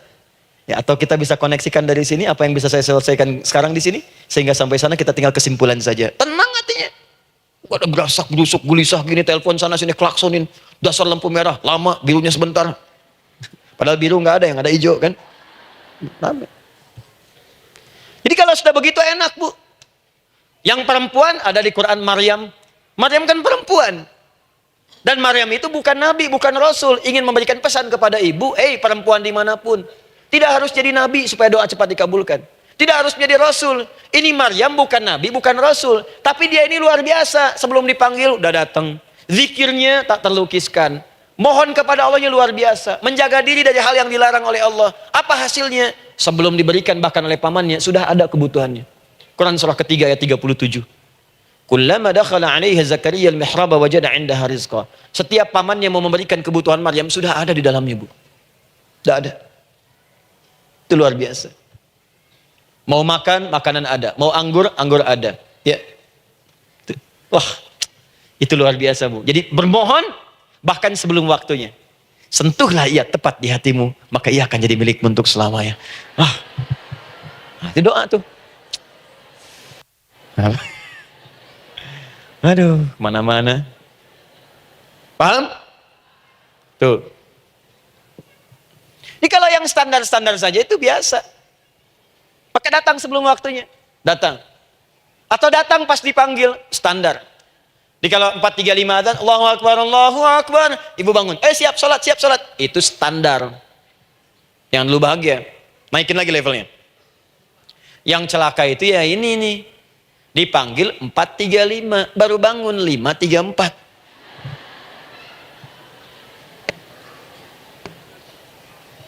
Sholat subuh belum, nuntutnya udah banyak. Ya Allah, kurang apa lagi aku bermohon kepadamu. Sudah aku meminta sekarang, sholat subuh aja belum. Jadi mana keadilannya? Jadi yang pertama, respon seruan Allah. Disitulah Allah pun akan cepat merespon apa yang kita kemudian butuhkan. Jadi yang pertama lewat sholat ya Bu ya. Ingat sholat. Dan sholat itu tadi dari 4 posisi saya ajarkan yang pertama saja satu. Supaya nggak terlampau panjang ya. Berdiri Bu. Saya ajarkan satu. Setiap ibu dalam keadaan berdiri dan membaca Al-Fatihah. Pada kalimat iyyaka na'budu wa iyyaka nasta'in. Ingat pada kalimat iyyaka na'budu wa iyyaka nasta'in. Maka sertakanlah di hati kita apa persoalan yang dirasakan untuk bermohon kepada Allah. Saya ajarkan cepat. Kalau ibu mau belajar lebih detail, ikuti kajian kami di fikih sholat. Sifat sholat Nabi SAW. Nanti saya terangkan semua dalilnya. Insya Allah sepanjang yang saya ketahui. Baik. Dasarnya ini. Dasarnya. Quran surah ketiga. Ayat 38 sampai 39. Dan dikuatkan nanti di hadis qudsi. Ibu kenal Nabi Zakaria? Ya kenal ya. Ya selamat lah Bu. Alhamdulillah. Episode ke-15 kenal Nabi Zakaria. Luar biasa. Alhamdulillah. Nabi Zakaria punya persoalan, sudah berumah tangga, belum ada keturunan, fisiknya sudah letih, rambutnya sudah memutih, dan mohon maaf istrinya divonis menopause dan mandul. Secara medis klinis. Apa yang beliau kerjakan? Sholat. Dalam sholatnya bermohon kepada Allah. Perhatikan permohonannya. Qala rabbi habli min ladunka dzurriyyatan thayyibah. Ya hunalika da'a Zakaria rabbah. Qala rabbi habli min ladunka dzurriyyatan thayyibah. Innaka sami'ud du'a. Ya Allah, aku bermohon kepadamu, anugerahkan aku keturunan. Semua mengatakan aku gak mungkin punya keturunan. Hanya engkau yang tidak punya batas dalam pemberian. Engkau pasti mendengar doa saya. Kalau pada yang maha mendengar tidak mengabulkan juga, lantas kepada siapa lagi aku mesti memohon? Doa ini dipanjatkan oleh beliau dalam keadaan sholat. Sedang berdiri dalam sholatnya. Jadi ibu maaf ya, tolong jangan salah berpikir. Semua nabi dan rasul, orang soleh sebelumnya itu sholat. Cuma kita lebih sempurna gerakan dan jumlahnya. Sempurna. Orang dulu sholat. Nabi Musa sholat. Quran surah 20 ayat 14. Nabi Isa sholat. Quran surah 19 ayat 31 sampai 33. Nabi Ismail sholat. Quran surah 19 ayat ke-55. Semua sholat. Sholat. Nabi Zakaria saat punya masalah, sholat. Dalam berdirinya minta dalam sholatnya. Dari mana Ustadz tahunya beliau minta dalam berdiri dalam sholat? Ayat 39-nya baca. Quran surah ketiga ayat 39. Fanadatul malaika, maka doanya itu dijawab oleh Allah. Datang malaikat menyampaikan jawaban. Wa huwa qaimun yusalli fil mihrab. Sedangkan beliau masih berdiri dalam sholatnya di mihrab. Masih berdiri dalam sholat. Sholat. Di dalam sholat itu minta. Makanya semua bacaan sholat itu permintaan isinya. Dan dikabulkan oleh Allah. Anallaha yubashshiruka bi Yahya. Allah kasih kabar gembira, engkau akan punya anak, langsung namanya dari Allah Yahya. Artinya hidup yang mustahil menurut manusia. Lahir dari rahim seorang perempuan yang divonis monopos dan mandul menurut medis. Kata Allah tidak ada yang mustahil bagiku. Lahir dan hidup dia, Yahya. Kapan terjadinya? Sedang sholat. Kapan saat sholatnya? Berdiri. Nah yang paling menarik bu, umatnya Nabi Muhammad SAW ditunggu oleh Allah 5 kali dalam sehari. Dan dimintakan sebelum sholat untuk menyiapkan permohonannya. Maka turunlah Quran surah kedua ayat ke-45. Ibu lihat ayatnya.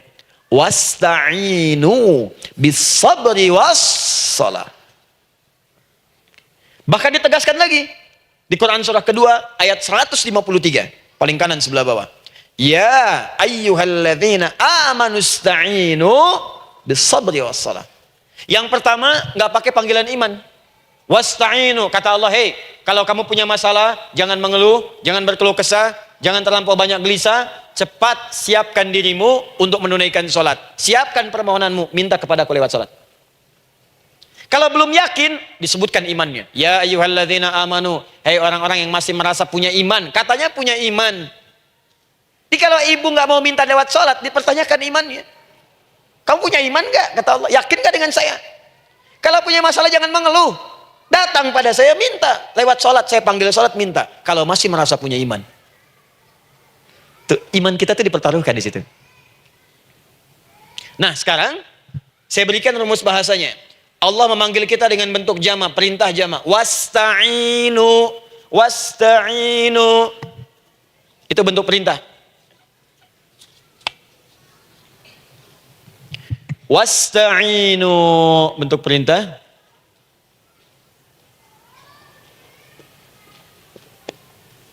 Wasta'inu. Dan jika kalian, perhatikan cara menerjemahkannya, dan jika kalian punya persoalan dalam hidup, punya kebutuhan, maka bergegaslah siapkan dirimu untuk minta kepadaku solusi. Wasta'inu, dan mintalah oleh kalian pertolongan, solusi. Bisabri wassalah. Pertama sabar dulu. Sebelum sholat, sabar dulu dengan itu. Tahan dulu. Terima dulu. Jangan mengeluh, terima dulu. Nanti dalam sholat minta solusi. Itu maksudnya. Punya masalah sekarang, jam 9 lewat. Sabar, tahan dulu. Koreksi diri, istighfar. Nanti zuhur minta. Atau duha sekarang sholat. Datang ke masjid, sholat duha minta. Tahiyatul masjid minta sekarang. Sabar. Ini sabar, terima dulu. Jangan mengeluh, sabar. Ingat, terima, sabar. Karena Allah mustahil memberikan ujian masalah kalau kita tidak sanggup menerimanya. La yukallifullahu nafsan illa. Saya sering katakan bu ya, maaf kalau kalimat ini mungkin kurang berkenan, tapi kalimat ini nyata. Kalau ibu sekarang punya masalah seberat apapun, itu artinya hanya ibu yang sanggup untuk menerimanya. Saya tidak. Betul, karena itu persoalan itu dititipkan kepada ibu, bukan kepada seorang bernama Adi Hidayat. Ibu yang dipercaya. Ya ibu dipercaya oleh Allah. Kenapa ibu tidak yakin dengan itu? Karena cuma ibu yang bisa mengatasi. Ibu yang mampu, saya tidak. Karena itu dititipkan pada ibu. Kaidahnya la yukallifullahu nafsan illa wus'aha. Allah nggak akan berikan beban ujian masalah kalau dia nggak mampu. Artinya kalau saya nggak mampu, saya nggak dikasih. Ibu mampu, ibu diberi. Jangan mengeluh. Kenapa mesti saya ya Allah? Kamu mampu. Ya Allah, why me? Why not? Kamu yang bisa. Nah sekarang, wassalah setelah terima itu, tapi juga jangan terlampau kepedean. Memang cuma saya yang mampu ya, bikin status. Kemudian sholat, kita akan katakan, ya Allah, Engkau perintahkan saya untuk minta tolong. Sekarang saya akan minta kepadamu. Lalu kita katakan, maaf ya Allah, saya sekarang punya masalah. Saya ingin bermohon kepadamu. Saya ingin minta kepadamu, ya Allah. Saya mohon, ya Allah. Maaf Bu ya, maaf ya, sebentar. Ibu kalau punya masalah sedikit atau banyak? Banyak. Yang punya masalah ibu saja atau anak juga punya masalah? Kadang-kadang, bukankah anak yang punya masalah ibu yang minta? Bukankah suami yang punya persoalan ibu yang bermohon? Kan? Karena itu, kalau kita ingin memohon kepada Allah dengan persoalan yang kompleks mewakili yang banyak, maka pertama kalimatnya diawali dengan huruf na. Berarti kami, kita, semua. Jelas ya? Nah, ibu ingin robah kalimatnya minta tolong. Kata Allah, minta kepadaku pertolongan. Wasta'inu. Ibu ingin robah menjadi bentuk permintaan. Rubah kalimatnya menjadi nasta'in. Nasta'in. Nasta'in.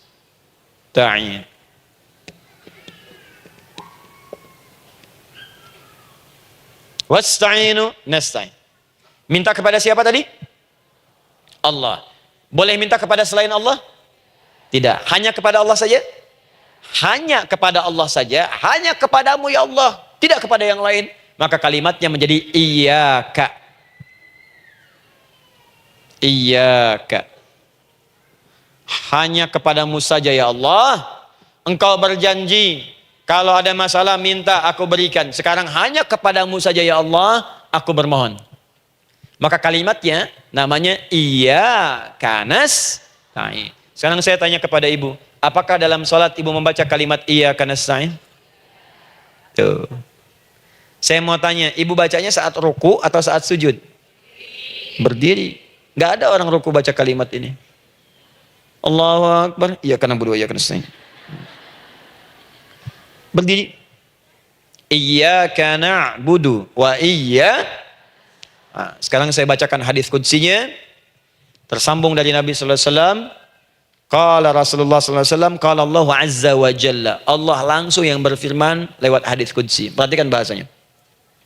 Qasamtus shalah baini wa baina 'abdi. Saya bagi dalam salat itu dua bagian, antara hak aku dan hak hambaku.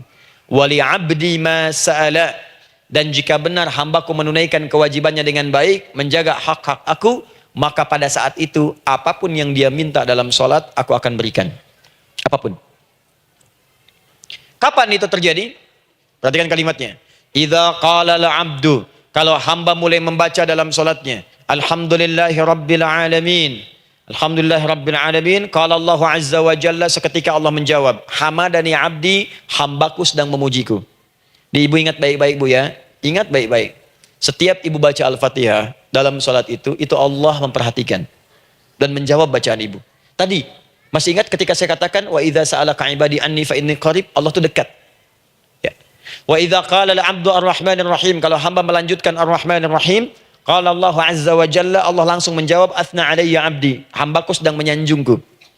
Wa idza qala al-'abdu maliki yaumiddin, ketika hamba berkata maliki yaumiddin, qala Allah azza wa jalla, Allah menjawab majjadani 'abdi, hambaku sedang mengagungkanku. Sekarang perhatikan kalimat ini. Wa idza qala al-'abdu, jika seorang hamba berkata iyyaka na'budu wa iyyaka nasta'in, ya Allah, sekarang hamba salat ibadah atas perintahmu. Dan hamba minta ya Allah, hamba punya masalah, hamba punya persoalan, dan kau janjikan minta dalam salat. Qala Allah azza wa jalla, Allah jawab, hadza baini wa baina 'abdi, inilah perjanjian aku dengan hambaku. Wali 'abdi, kalau hambaku benar salatnya sampai bacaan ini, masalah apapun yang dia minta sekarang aku akan kabulkan. Dalam berdiri. Cuman sayang, kadang-kadang dalam keadaan ini banyak yang tidak minta. Maka caranya saya sampaikan yang pertama, kalau ibu sudah sampai ke bacaan ini, iyyaka na'budu wa iyyaka nasta'in, sertakanlah dalam hati ibu. Gak usah dilafadzkan. Sertakan, ibu punya masalah apa? Atau secara umum minta solusi. Minta. Nabi itu kalau sholat, Nabi SAW kalau sholat, Itu kalau baca ayat-ayat Quran, itu seringkali berhenti, Bu. Sering berhenti. Kalau dalam ayat doa, beliau berhenti, mohonkan dengan baik. Kalau ayat-ayat surga, minta supaya umatnya ke surga. Ayat-ayat neraka, mohon supaya umatnya dibebaskan dari neraka. Minta. Kesaksiannya banyak. Hudzaifah al-Yamani pernah salat di belakang Nabi, begitu. Abdullah bin Mas'ud radhiyallahu ta'ala anhu salat di belakang Nabi, begitu. Ubay bin Ka'ab radhiyallahu ta'ala anhu salat di belakang Nabi, begitu. Di kesaksian mereka sama semua. Makanya seringkali itu nggak sadar, enak salat dengan Nabi itu. Nyaman. Kalau baca ayat surga seakan-akan pengen cepat ke surga. Kalau baca ayat doa berdoa, jadi nggak sadar. Rakaat pertama 100 ayat aja Al-Baqarah. Ya, kadang-kadang lewat ke Ali Imran. Pernah rekornya 5 juz 4 halaman. An-Nisa ayat 176 baru berhenti. Ya walaupun besoknya nggak pada ikutan lagi. Ya, karena merasa ini kapan rukunya gitu. Sekarang atau nanti, sekarang atau nanti. Tapi enak. Nah, saya ajarkan satu hal, kalau kita sampai pada bacaan Al-Fatihah tadi, jeda sejenak, Bu, rasakan itu, minta. Minta. Setelah itu, Allah ajarkan satu lafaz, kalau lafaz ini benar dibacakan oleh Ibu, benar dibacakan, maka seketika doa akan dijawab. Langsung dikabulkan. Apa bacaan itu? Nanti dalam pelajaran selanjutnya kita akan bahas ya, insya Allah. Masih ada waktu? Oh ya, kalau masih kita bahas ya. Masih. Ada sesi mau jawab pertanyaan dulu, diskusi dulu, atau saya teruskan sebentar? Teruskan ya. Baik, kalau kita sampai jam 10, saya jeda sampai ke 9.45. Jadi 15 menitnya kita bisa diskusi ya. Baik. Apa lafaz yang kita bisa mohonkan? Teruskan ayatnya. Ihdinas siratal mustaqim. Ihdinas siratal mustaqim. Ihdinas siratal mustaqim. Ini Bu, nanti Ibu lihat dalam kajian tafsir yang kami sampaikan, juga dalam kajian fikih salat saya bahas dengan detail. Di sini singkat saja, singkat padat. Ihdina itu, ya Allah berikan kami hidayah, berikan kami jalan, berikan kami petunjuk, tunjukkan kami jalan yang lurus. Kalimat ihdina asalnya dari kata hidayah. Hidayah, jamaknya hudan. Ihdina, berikan kami hidayah, berikan kami hudan. Kalau tunjukkan kami jalan yang lurus, itu terjemahan Bu. Terjemahan. Kalau Ibu ingin makna tafsir per huruf, per kalimat, bahkan per harokat, itu semua ada maknanya. Karena semua kalimat Quran itu mukjizat. Ihdina dari kata hidayah, hudan, berikan kami hidayah. Hidayah dalam bahasa Arab itu banyak maknanya. Bisa solusi dari semua persoalan. Bisa jalan menuju kemudahan. Bisa kesuksesan. Bisa petunjuk, banyak. Kalau dikumpulkan namanya hudan. Hudan. Makanya Al-Quran disebut hudan, karena di Quran ada semua. Solusi ada, petunjuk ada, kemudahan ada. Dzalikal kitabu la raiba fi hudal. Al-Quran hudan. Syahrul Ramadan alladzi unzila fihi al-Quran hudan linnas. Isi Quran semua hudan. Di situ ada solusi. Di situ ada petunjuk. Di situ ada kemudahan. Kalau kita ingin minta semua itu, kalimatnya dikatakan fi'il amr lit talab. Permohonan dalam bentuk kalimat permintaan. Ihdina, berikan kepada kami hudan. Kalau sudah mengatakan ihdina artinya minta solusi, minta kemudahan, minta petunjuk. Jadi ketika Ibu mengucapkan kalimat ihdinas siratal mustaqim, itu artinya ya Allah berikan kepada kami solusi dari masalah yang sedang saya hadapi. Berikan petunjuk dari persoalan yang sedang saya jalani. Berikan kemudahan ya Allah dari kesulitan yang tengah saya hadapi. As-siratal mustaqim, yang lurus, yang gampang. Karena jalan yang gampang itu lurus, gak berkelok Bu. Langsung ke tujuan. Saya mau ke sini jalannya belok-belok, gak langsung kan gak enak. Ibu mau ke satu undangan, jalannya belok sini, belok sini, belok sini, belok sini. Kelokan 9, kelokan 7, kelokan 8. Ya. Kan rasanya berliku. Ibu ingin mendapatkan solusi, tapi dilempar-lempar. Ke sini dulu, berkelok. Sini dulu, sini dulu, sini dulu. Kenapa nggak Ibu lurus dapatkan langsung? Dalam bahasa Arab, apalagi kalimat yang fasih, mendapatkan sesuatu dengan gampang, dengan mudah. As-siratal mustaqim, lurus ke tujuan, cepat, mudah. Apalagi ke surga nanti, tunjukkan kami jalan yang lurus, yang benar. Hak dari Allah dan mudah didapatkan. Itu maksudnya. Ini bukan sekedar tunjukkan jalan yang lurus, solusi yang mudah, yang gampang, yang cepat. Paham di sini ya? Seperti orang-orang dulu mendapatkannya. Siratal ladzina an'amta 'alaihim. Seperti orang dulu mendapatkan semua kenikmatan ketika mereka bermohon kepadamu ya Allah. Siapa mereka? Ada 4 golongan disebutkan di Quran surah keempat ayat 69. Ada para nabi, orang-orang jujur siddiqin, para syuhada dan orang-orang soleh. Ya, wa may yuti'illaha wa rasul fa ulaika ma'al ladzina an'ama Allahu 'alaihim minan nabiyyina was-siddiqina wasyuhada was-shalihin. Para nabi dulu berdoa, ya Allah, saya ada masalah, dikabulkan. Kita minta, ya Allah, sekarang saya berdoa, tolong kabulkan seperti nabi-nabi dulu dikabulkan. Nabi Ayub sakit, berdoa dikabulkan. Kita sakit, dikabulkan. Nabi Ibrahim ada ujian, dikabulkan. Nabi Ibrahim punya ujian dengan anak. Kita ada ujian dengan anak, minta dikabulkan. Anak-anak berselisih, ada yang dendam, yang iri. Seperti anaknya Nabi Yakub. Nabi Yakub berdoa, dikabulkan. Kita minta, dikabulkan. Ada syuhada, berdoa, dikabulkan. Kita minta, dikabulkan. Orang saleh berdoa, minta, dikabulkan. Kita minta, dikabulkan. Ya Allah, seperti engkau kabulkan doa orang-orang dulu yang melahirkan nikmat, mohon kabulkan kami yang minta sekarang dan mendapatkan kenikmatan itu. Itu maksudnya. Ya, siratal ladzina an'amta 'alaihim. Siapa an'amta 'alaihim di sini? Ulaikal ladzina an'amallahu 'alaihim. Sama persis kalimatnya. Minan nabiyyina was-siddiqina wasyuhada'i was-shalihin. Ini jangan diartikan sebatas terjemahan. Walaupun di musim haji sekarang itu bisa dipakai. Saya tugas 2010 di Mekah. Ada jemaah kesasar, lupa maktab. Kemudian ingin balik, nggak tahu jalan. Dia ketemu askar. Askar nggak bisa bahasa Indonesia, dia nggak bisa bahasa Arab. Tapi dia hafal Al-Fatihah.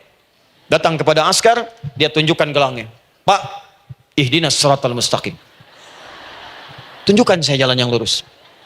Tunjukkan gelang. Askar gak bisa bahasa Indonesia. Dikasih bahasa Arab gak paham-paham. Tapi askar ini pun cerdas. Dia tunjuk, dia lihat gelangnya. Oh, maktab sana. Siratal ladzina an'amta 'alaihim ghairil maghdubi 'alaihim waladdallin. Lurus, jangan belok-belok. Kalau belok nanti engkau tersesat atau dicaci maki orang. Maghdub, ya, dicela orang. Dhalin, tersesat, kan? Jangan dicela, jangan sesat, lurus. Tapi kalau dalam berdoa dalam sholat, minta di hati hadirkan. Jelas ya? Itu posisi pertama. Jadi pertama minta lewat sholat. Yang kedua cepat, rajin istighfar, Bu. Saya cepat ya, rajin istighfar. Masih ada 7 menit lagi. Ibu rajin istighfar. Astaghfirullah, astaghfirullah, astaghfirullah, astaghfirullah. Itu yang paling singkat. Astaghfirullahaladzim, astaghfirullahaladzim, astaghfirullahaladzim. Itu yang menengah. Astaghfirullahaladzim, alladzi la ilaha illa huwal hayyul qayyum wa natubu ilaihi. Astaghfirullahaladzim, alladzi la ilaha illa huwal hayyul qayyum wa natubu ilaihi. Astaghfirullahaladzim, alladzi la ilaha illa huwal hayyul qayyum wa natubu ilaihi. Itu yang cukup panjang. Ibu rajin istighfar. Orang yang rajin istighfar itu diantara yang disebutkan dalam riwayat-riwayat adalah orang-orang yang cepat dijawab doanya. Hanya dengan istighfarnya. Jadi dia tuh punya keinginan, dia nggak katakan.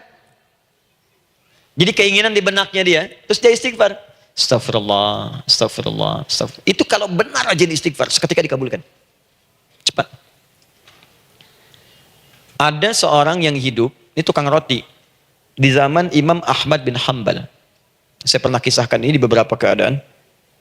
Orang ini itu ahli istighfar. Jadi maaf ya Bu ya, bukan istighfarnya pas ada keperluan aja, bukan. Ada ta'lim ustaz Adi, sab pertama astagfirullah, astagfirullah, astagfirullah, bukan. Besok ada arisan, astagfirullah, astagfirullah, bukan. Jadi bukan ada keperluan istighfar, bukan. Orang ini membiasa istighfar. Jadi setiap mengerjakan apapun dia istighfar. Mau minum, bismillah, astagfirullah, astagfirullah. Dia setiap buka adonan, astagfirullah, astagfirullah. Nah, satu ketika Imam Ahmad itu nggak tahu kenapa pengen datang ke daerah itu. Ya kalau misalnya ibu tinggal di Cicahem, misalnya kan Imam Ahmad tiba-tiba pengen ke Cicahem aja. Terus karena lelah, mampir ke masjid. Istirahat di dalam masjid. Tiba-tiba kata penjaga masjidnya, DKM-nya, marbotnya, ya Syekh, idhab, pergi, nggak boleh tiduran di sini. Kata Imam Ahmad, saya kan cuma numpang istirahat, nggak boleh keluar. Dan dia nggak tahu kalau itu imam besar. Dan Imam Ahmad itu sudah populer Bu, sangat famous, familiar. Cuman orang kan nggak pernah lihat wajahnya. Dulu kan nggak ada Facebook, nggak ada Instagram, nggak ada handphone, nggak ada apa-apa. Jadi kalau orang terima Ahmad, ya Ahmad aja kemana-mana. Oh no, Imam Ahmad, Imam besar, Imam Syafi'i, Imam besar. Tapi nggak pernah lihat. Sekarang kan udah kelihatan. Ya, udah kelihatan. Sekarang banyak. Makanya orang dulu itu senang begitu tahu, dikasih tahu, Nabi aja ke Madinah Bu, nggak ada yang tahu kalau itu Nabi Muhammad kalau belum pernah lihat. Karena beliau di bawah, Abu Bakar di atas. Abu Bakar kan naik kan, untanya Nabi. Nabi Muhammad pas di bawah gantian tuh di jalan. Orang mengira yang di atas unta Nabi Muhammad. Padahal Nabi Muhammad yang jalan kaki, nggak kelihatan. Makanya responnya bola ketika tahu Nabi, senang luar biasa. Minta doa, minta ini, minta itu. Orang sekarang tidak. Karena sering banyak lihat di TV, media sosial, begitu ketemu, minta foto. Ini lain kisahnya. Nggak tahu dia, pergi keluar. Kata Imam Ahmad, ya sudah, keluar beliau. Nggak mau ribut. Istirahat di luar. Di pelataran. Di sini juga nggak boleh. Lihat kalimatnya. Barwah, keluar, pergi. Barwah itu kasar, Bu. Begitu kemudian didebat lagi, saya cuma di luar. Rawah itu dari kata roh, Bu. Itu paling kasar. Artinya keluar dengan roh-rohnya sekalian. Rohnya pun jangan di sini. Ya. Jadi kalau ibu nanti di Masjidil Haram misalnya kan, ada kalimat itu artinya kesel, Bu, askarnya. Ya. Keluar. Misalnya idza bi anti. Enggak mau, saya mau di sini. Ya. Barwa, pergi. Sampai ke rawah dengan roh-rohnya. Itu artinya ibu disuruh pergi. Ya, bukan jangan mengelak lagi. Rawah. Saya bukan rawah, saya roh hayati. Suruh pergi. Pergi. Imam Ahmad pergi tuh akhirnya. Pergi, di jalan kelihatan ada tukang roti tadi. Begitu kelihatan capek lah dipanggil, Syekh, kayaknya lelah istirahat di sini. Dan tukang roti pun nggak tahu kali itu Imam Ahmad. Begitu istirahat, duduk, kelihatan Imam Ahmad setiap buka adonan, astagfirullah. Bikin lagi, astagfirullah. Imam Ahmad tahu faidah itu. Tapi ingin menguji si tukang roti ini, ditanya. Ya akhi, kamu ini kenapa setiap Anda menanak adonan itu, tepung itu, Anda mengucapkan istighfar, astagfirullah. Perhatikan jawabannya. Wallahi demi Allah, tidak pernah saya beristighfar dalam setiap aktivitas saya, kecuali Allah selalu mengabulkan doa yang saya mohonkan. Di setiap minta, astagfirullah, itu dikabulkan. Cuman satu yang sampai sekarang belum terkabul. Apa itu kata Imam Ahmad?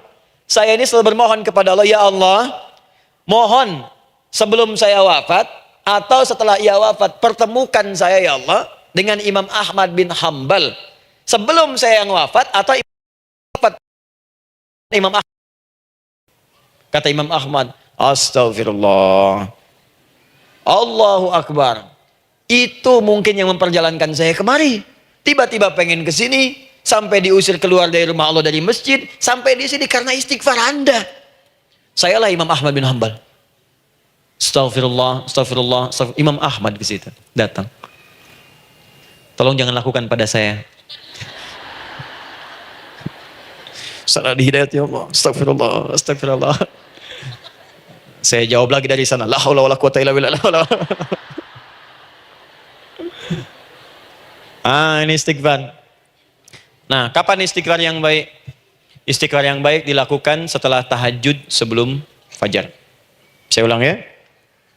Setelah tahajud sebelum fajar. Dalilnya Quran surah ke-51 ayat 18. Baca dari ayat 15 sampai 18-nya. Jadi ibu kalau mau seperti itu, rajin tahajud dulu, Bu. Tahajud.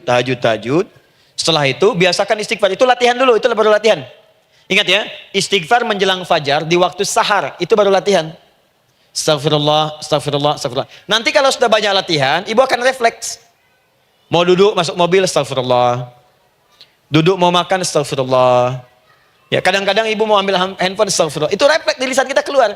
Ahli istighfar itu nggak direncanakan keluar di lisannya. Astagfirullah. Kalau sudah seperti itu, berbahagialah. Karena apapun kadang ibu inginkan, sepanjang itu ibu butuhkan, seketika dikabulkan. Ya. Yang ketiga, yang terakhir. Sudah 9:45, boleh sedikit? Ya, yang terakhir ya, terakhir. Jangan khawatir, setelah ini selesai. Jangan khawatir. Yang ketiga, ini amalan yang paling dahsyat. Jadi yang pertama minta dikabulkan. Yang kedua baru istighfar dikabulkan. Yang ketiga nggak ngapa-ngapain dijawab. Artinya baru terbersit. Ada keinginan jawab seketika. Amalan yang ketiga ini adalah amalan yang dikerjakan karena cinta kepada Allah Subhanahu wa taala. Mahabbatillah, kecintaan kepada Allah. Amalan yang dikerjakan karena cinta kepada Allah Subhanahu wa taala. Amalannya mencintai Allah. Beda, Bu. Salat dengan cinta dibandingkan dengan sholat karena memenuhi kebutuhan atau kewajiban saja, itu akan lain. Ibu kalau benar-benar mencintai Allah, maka dalam sholat pun persiapannya akan beda. Saya beri contoh gini ya. Dari pakaian akan lain kata Al-Quran. Quran surah 7 ayat 31. Ya bani Adam khudhu zinatakum 'inda kulli masjid. Hei anak cucu Adam, kalau ada panggilan dari masjid, kenakan pakaian terindahmu. Di orang-orang yang mencintai Allah saat akan sholat, dia akan perhatikan dari pakaiannya. Jauhkan dari yang haram. Terus cari yang paling baik yang dia kenakan. Gak akan sembarangan. Kalau ibu pakai mukena juga cari mukena yang paling indah. Bukan karena pengen dilihat orang. Karena ingin Allah menyaksikan sholat ibu dalam keadaan yang sempurna. Wudu. Wudu itu hati-hati gitu. Quran surah ke-5 ayat ke-6.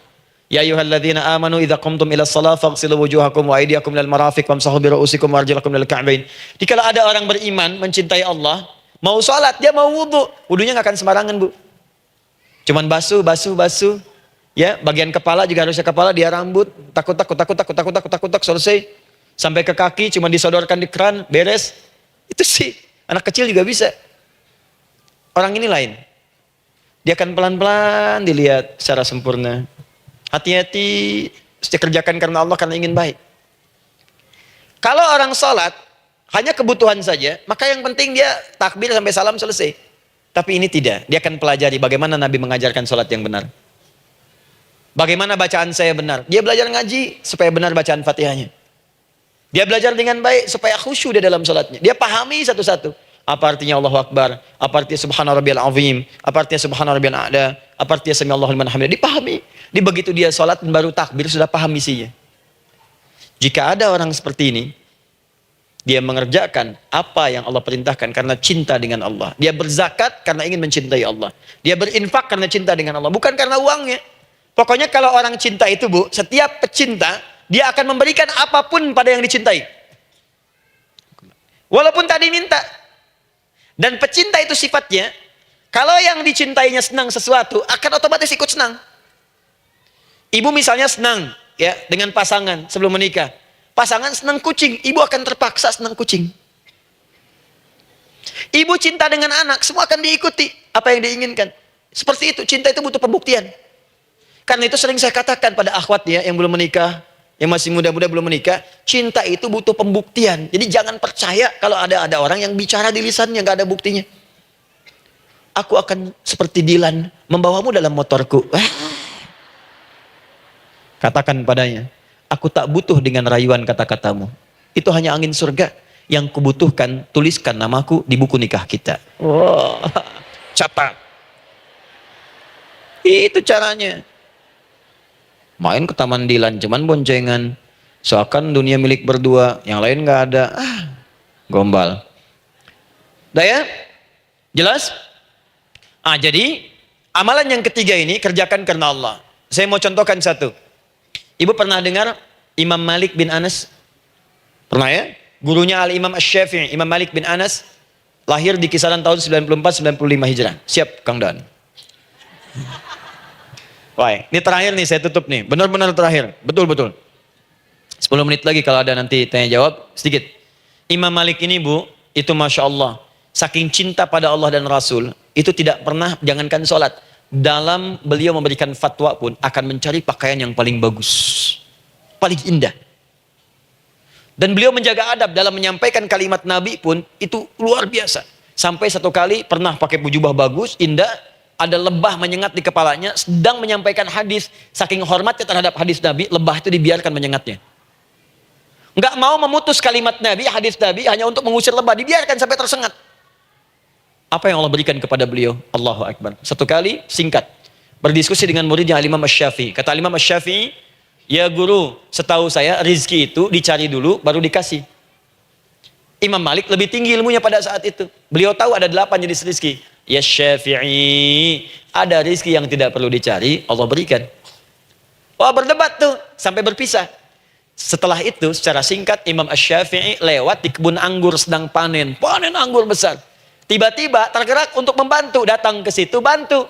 Begitu selesai dikasih hadiah anggur banyak, besar-besar, indah, enak, gitu kan. Ketika diberi itu langsung senang beliau. Bukan karena anggurnya, karena merasa pendapatnya benar. Jadi begitu bekerja baru dapat. Dibawalah anggur ini diberikan pada gurunya. Perhatikan adabnya terhadap guru. Jadi kalau ibu adabnya bagus pada guru, keberkahan dapat, ilmunya pun menghunjam di jiwa. Imam Syafi'i nggak merasa benar, tapi memberikan sebuah jawaban dengan adab. Guru, tadi itu ada panen anggur, saya mencoba membantu. Begitu saya bantu, dikasih anggur, dikencangkan kalimatnya. Begitu saya bantu, dikasih. Dibantu dulu, baru dikasih. Kalau saya nggak bantu, saya nggak dikasih. Apa jawab Imam Malik? Imam Malik tersenyum, tertawa. Tabassama dhahika. Masya Allah, Syafi'i bahasa kita. Tadi itu saya keluar, mau ngajar. Siang-siang terik begini, saya kepikiran, ya Allah, kalau makan anggur yang enak-enak, enak banget sekarang ini. Ada anggur sekarang. Tuh. Murid berikhtiar, guru mendapatkan hasil. Setelah itu Asy-Syafi'i naik dan jadi bintang di zamannya, sampai kekinian pun luar biasa. Dan mendapatkan barakah gurunya, seperti gurunya dapatkan, muridnya pun meraihnya. Itulah 3 cara bagi kita untuk bermohon kepada Allah. Jika ingin dipercepat oleh Allah, bisa lewat salat, bisa lewat istighfar, bisa juga dengan menciptakan amalan-amalan, atau mengikuti amalan-amalan yang dicintakan atau ditujukan untuk mencintai Allah Subhanahu wa taala. Ibu bisa paham ini? Baik. Kemudian berdoa. Tapi yang jadi masalah, Ustadz, ketika berdoa kok belum dikabulkan juga? Apa ciri doa dikabulkan? Seperti apa kita tahu doa kita dikabulkan? Itu mungkin kita bahas di episode yang berbeda insyaallah. Alhamdulillahi rabbil alamin. Ar-Rahmanir Rahim. Maliki yaumiddin. Iyyaka na'budu wa iyyaka nasta'in. Ihdinas siratal mustaqim. Siratal ladzina an'amta 'alaihim ghairil maghdubi 'alaihim waladdallin. Allahumma nahmaduka hamdan syakirin, hamdan na'imin, hamdan yuwafi ni'amahu wa yukafi'u mazidah. Ya Rabbana lakal hamdu wa lakal syukru kama yanbaghi li jalali wajhikal karim wa li 'azimi sultanik.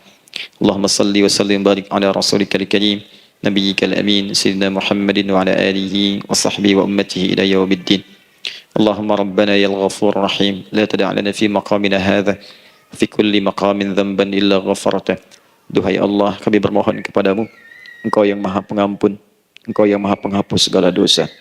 Kami mengakui kami berbuat salah, kami mengakui banyak dosa kami kumpulkan, maka kami mohon kepadamu ya Allah, jangan biarkan ada satu orang pun berada di sekitaran majlis ta'lim ini, kecuali sebelum ia pulang Engkau telah ampuni segala dosa-dosanya.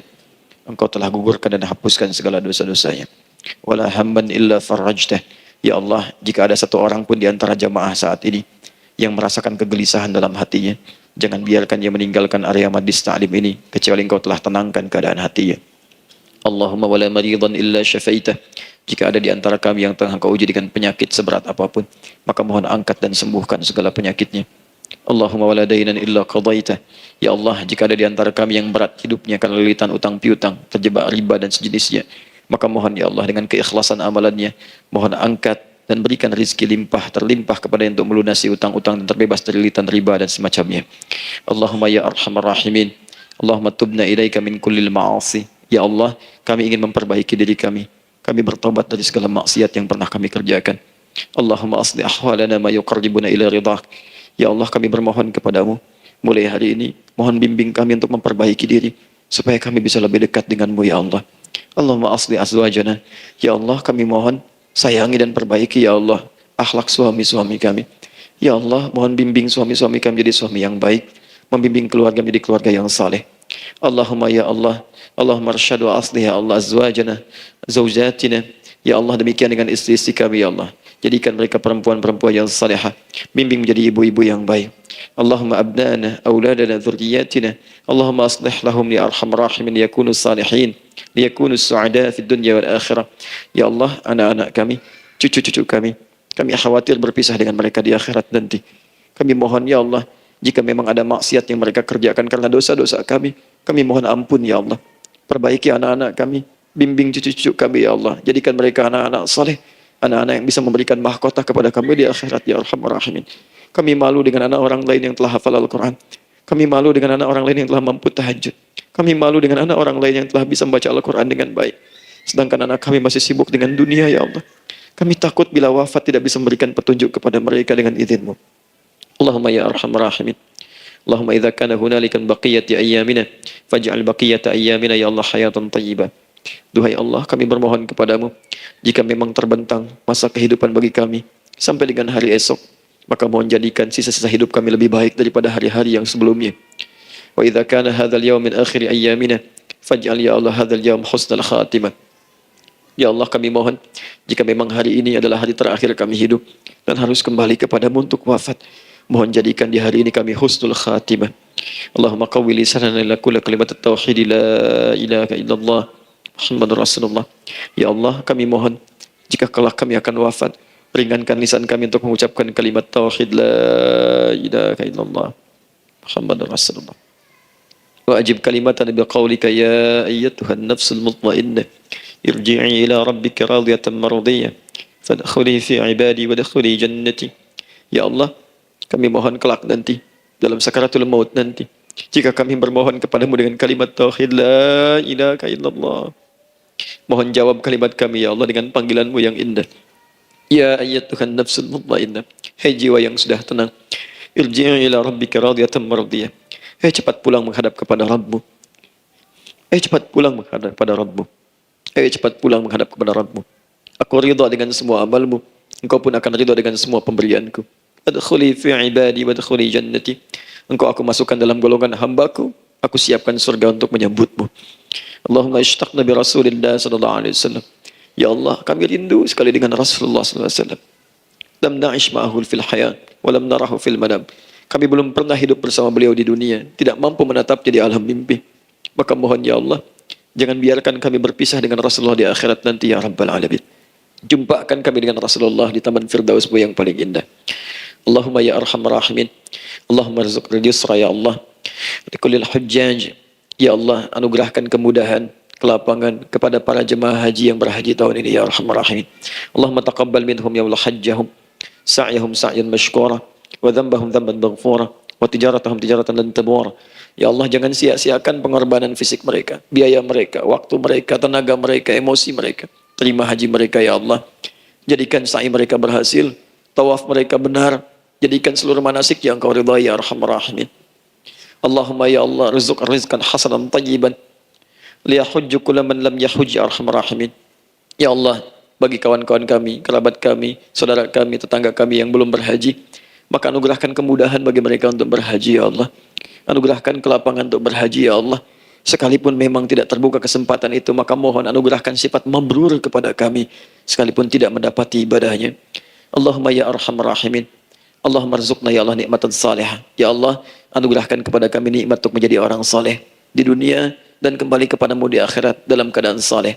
Alhiqna bis salihin ma'al ladzina an'amta 'alaihim minan nabiyyina was-siddiqina wasyuhada was-salihin wa hasuna ulaika rafiqa. Ya Allah, kumpulkan kelak kami di surga dengan para nabi, orang-orang saleh, para syuhada, orang-orang yang benar di hadapanmu. Itulah nikmat terbaik yang mampu kami dapatkan. Allahumma ya Rabb, Allahumma aslih Allah qulubana, ati anfusana taqwaha, wa zakkiha anta khairu man zakkaha, anta waliyuha wa maulaha.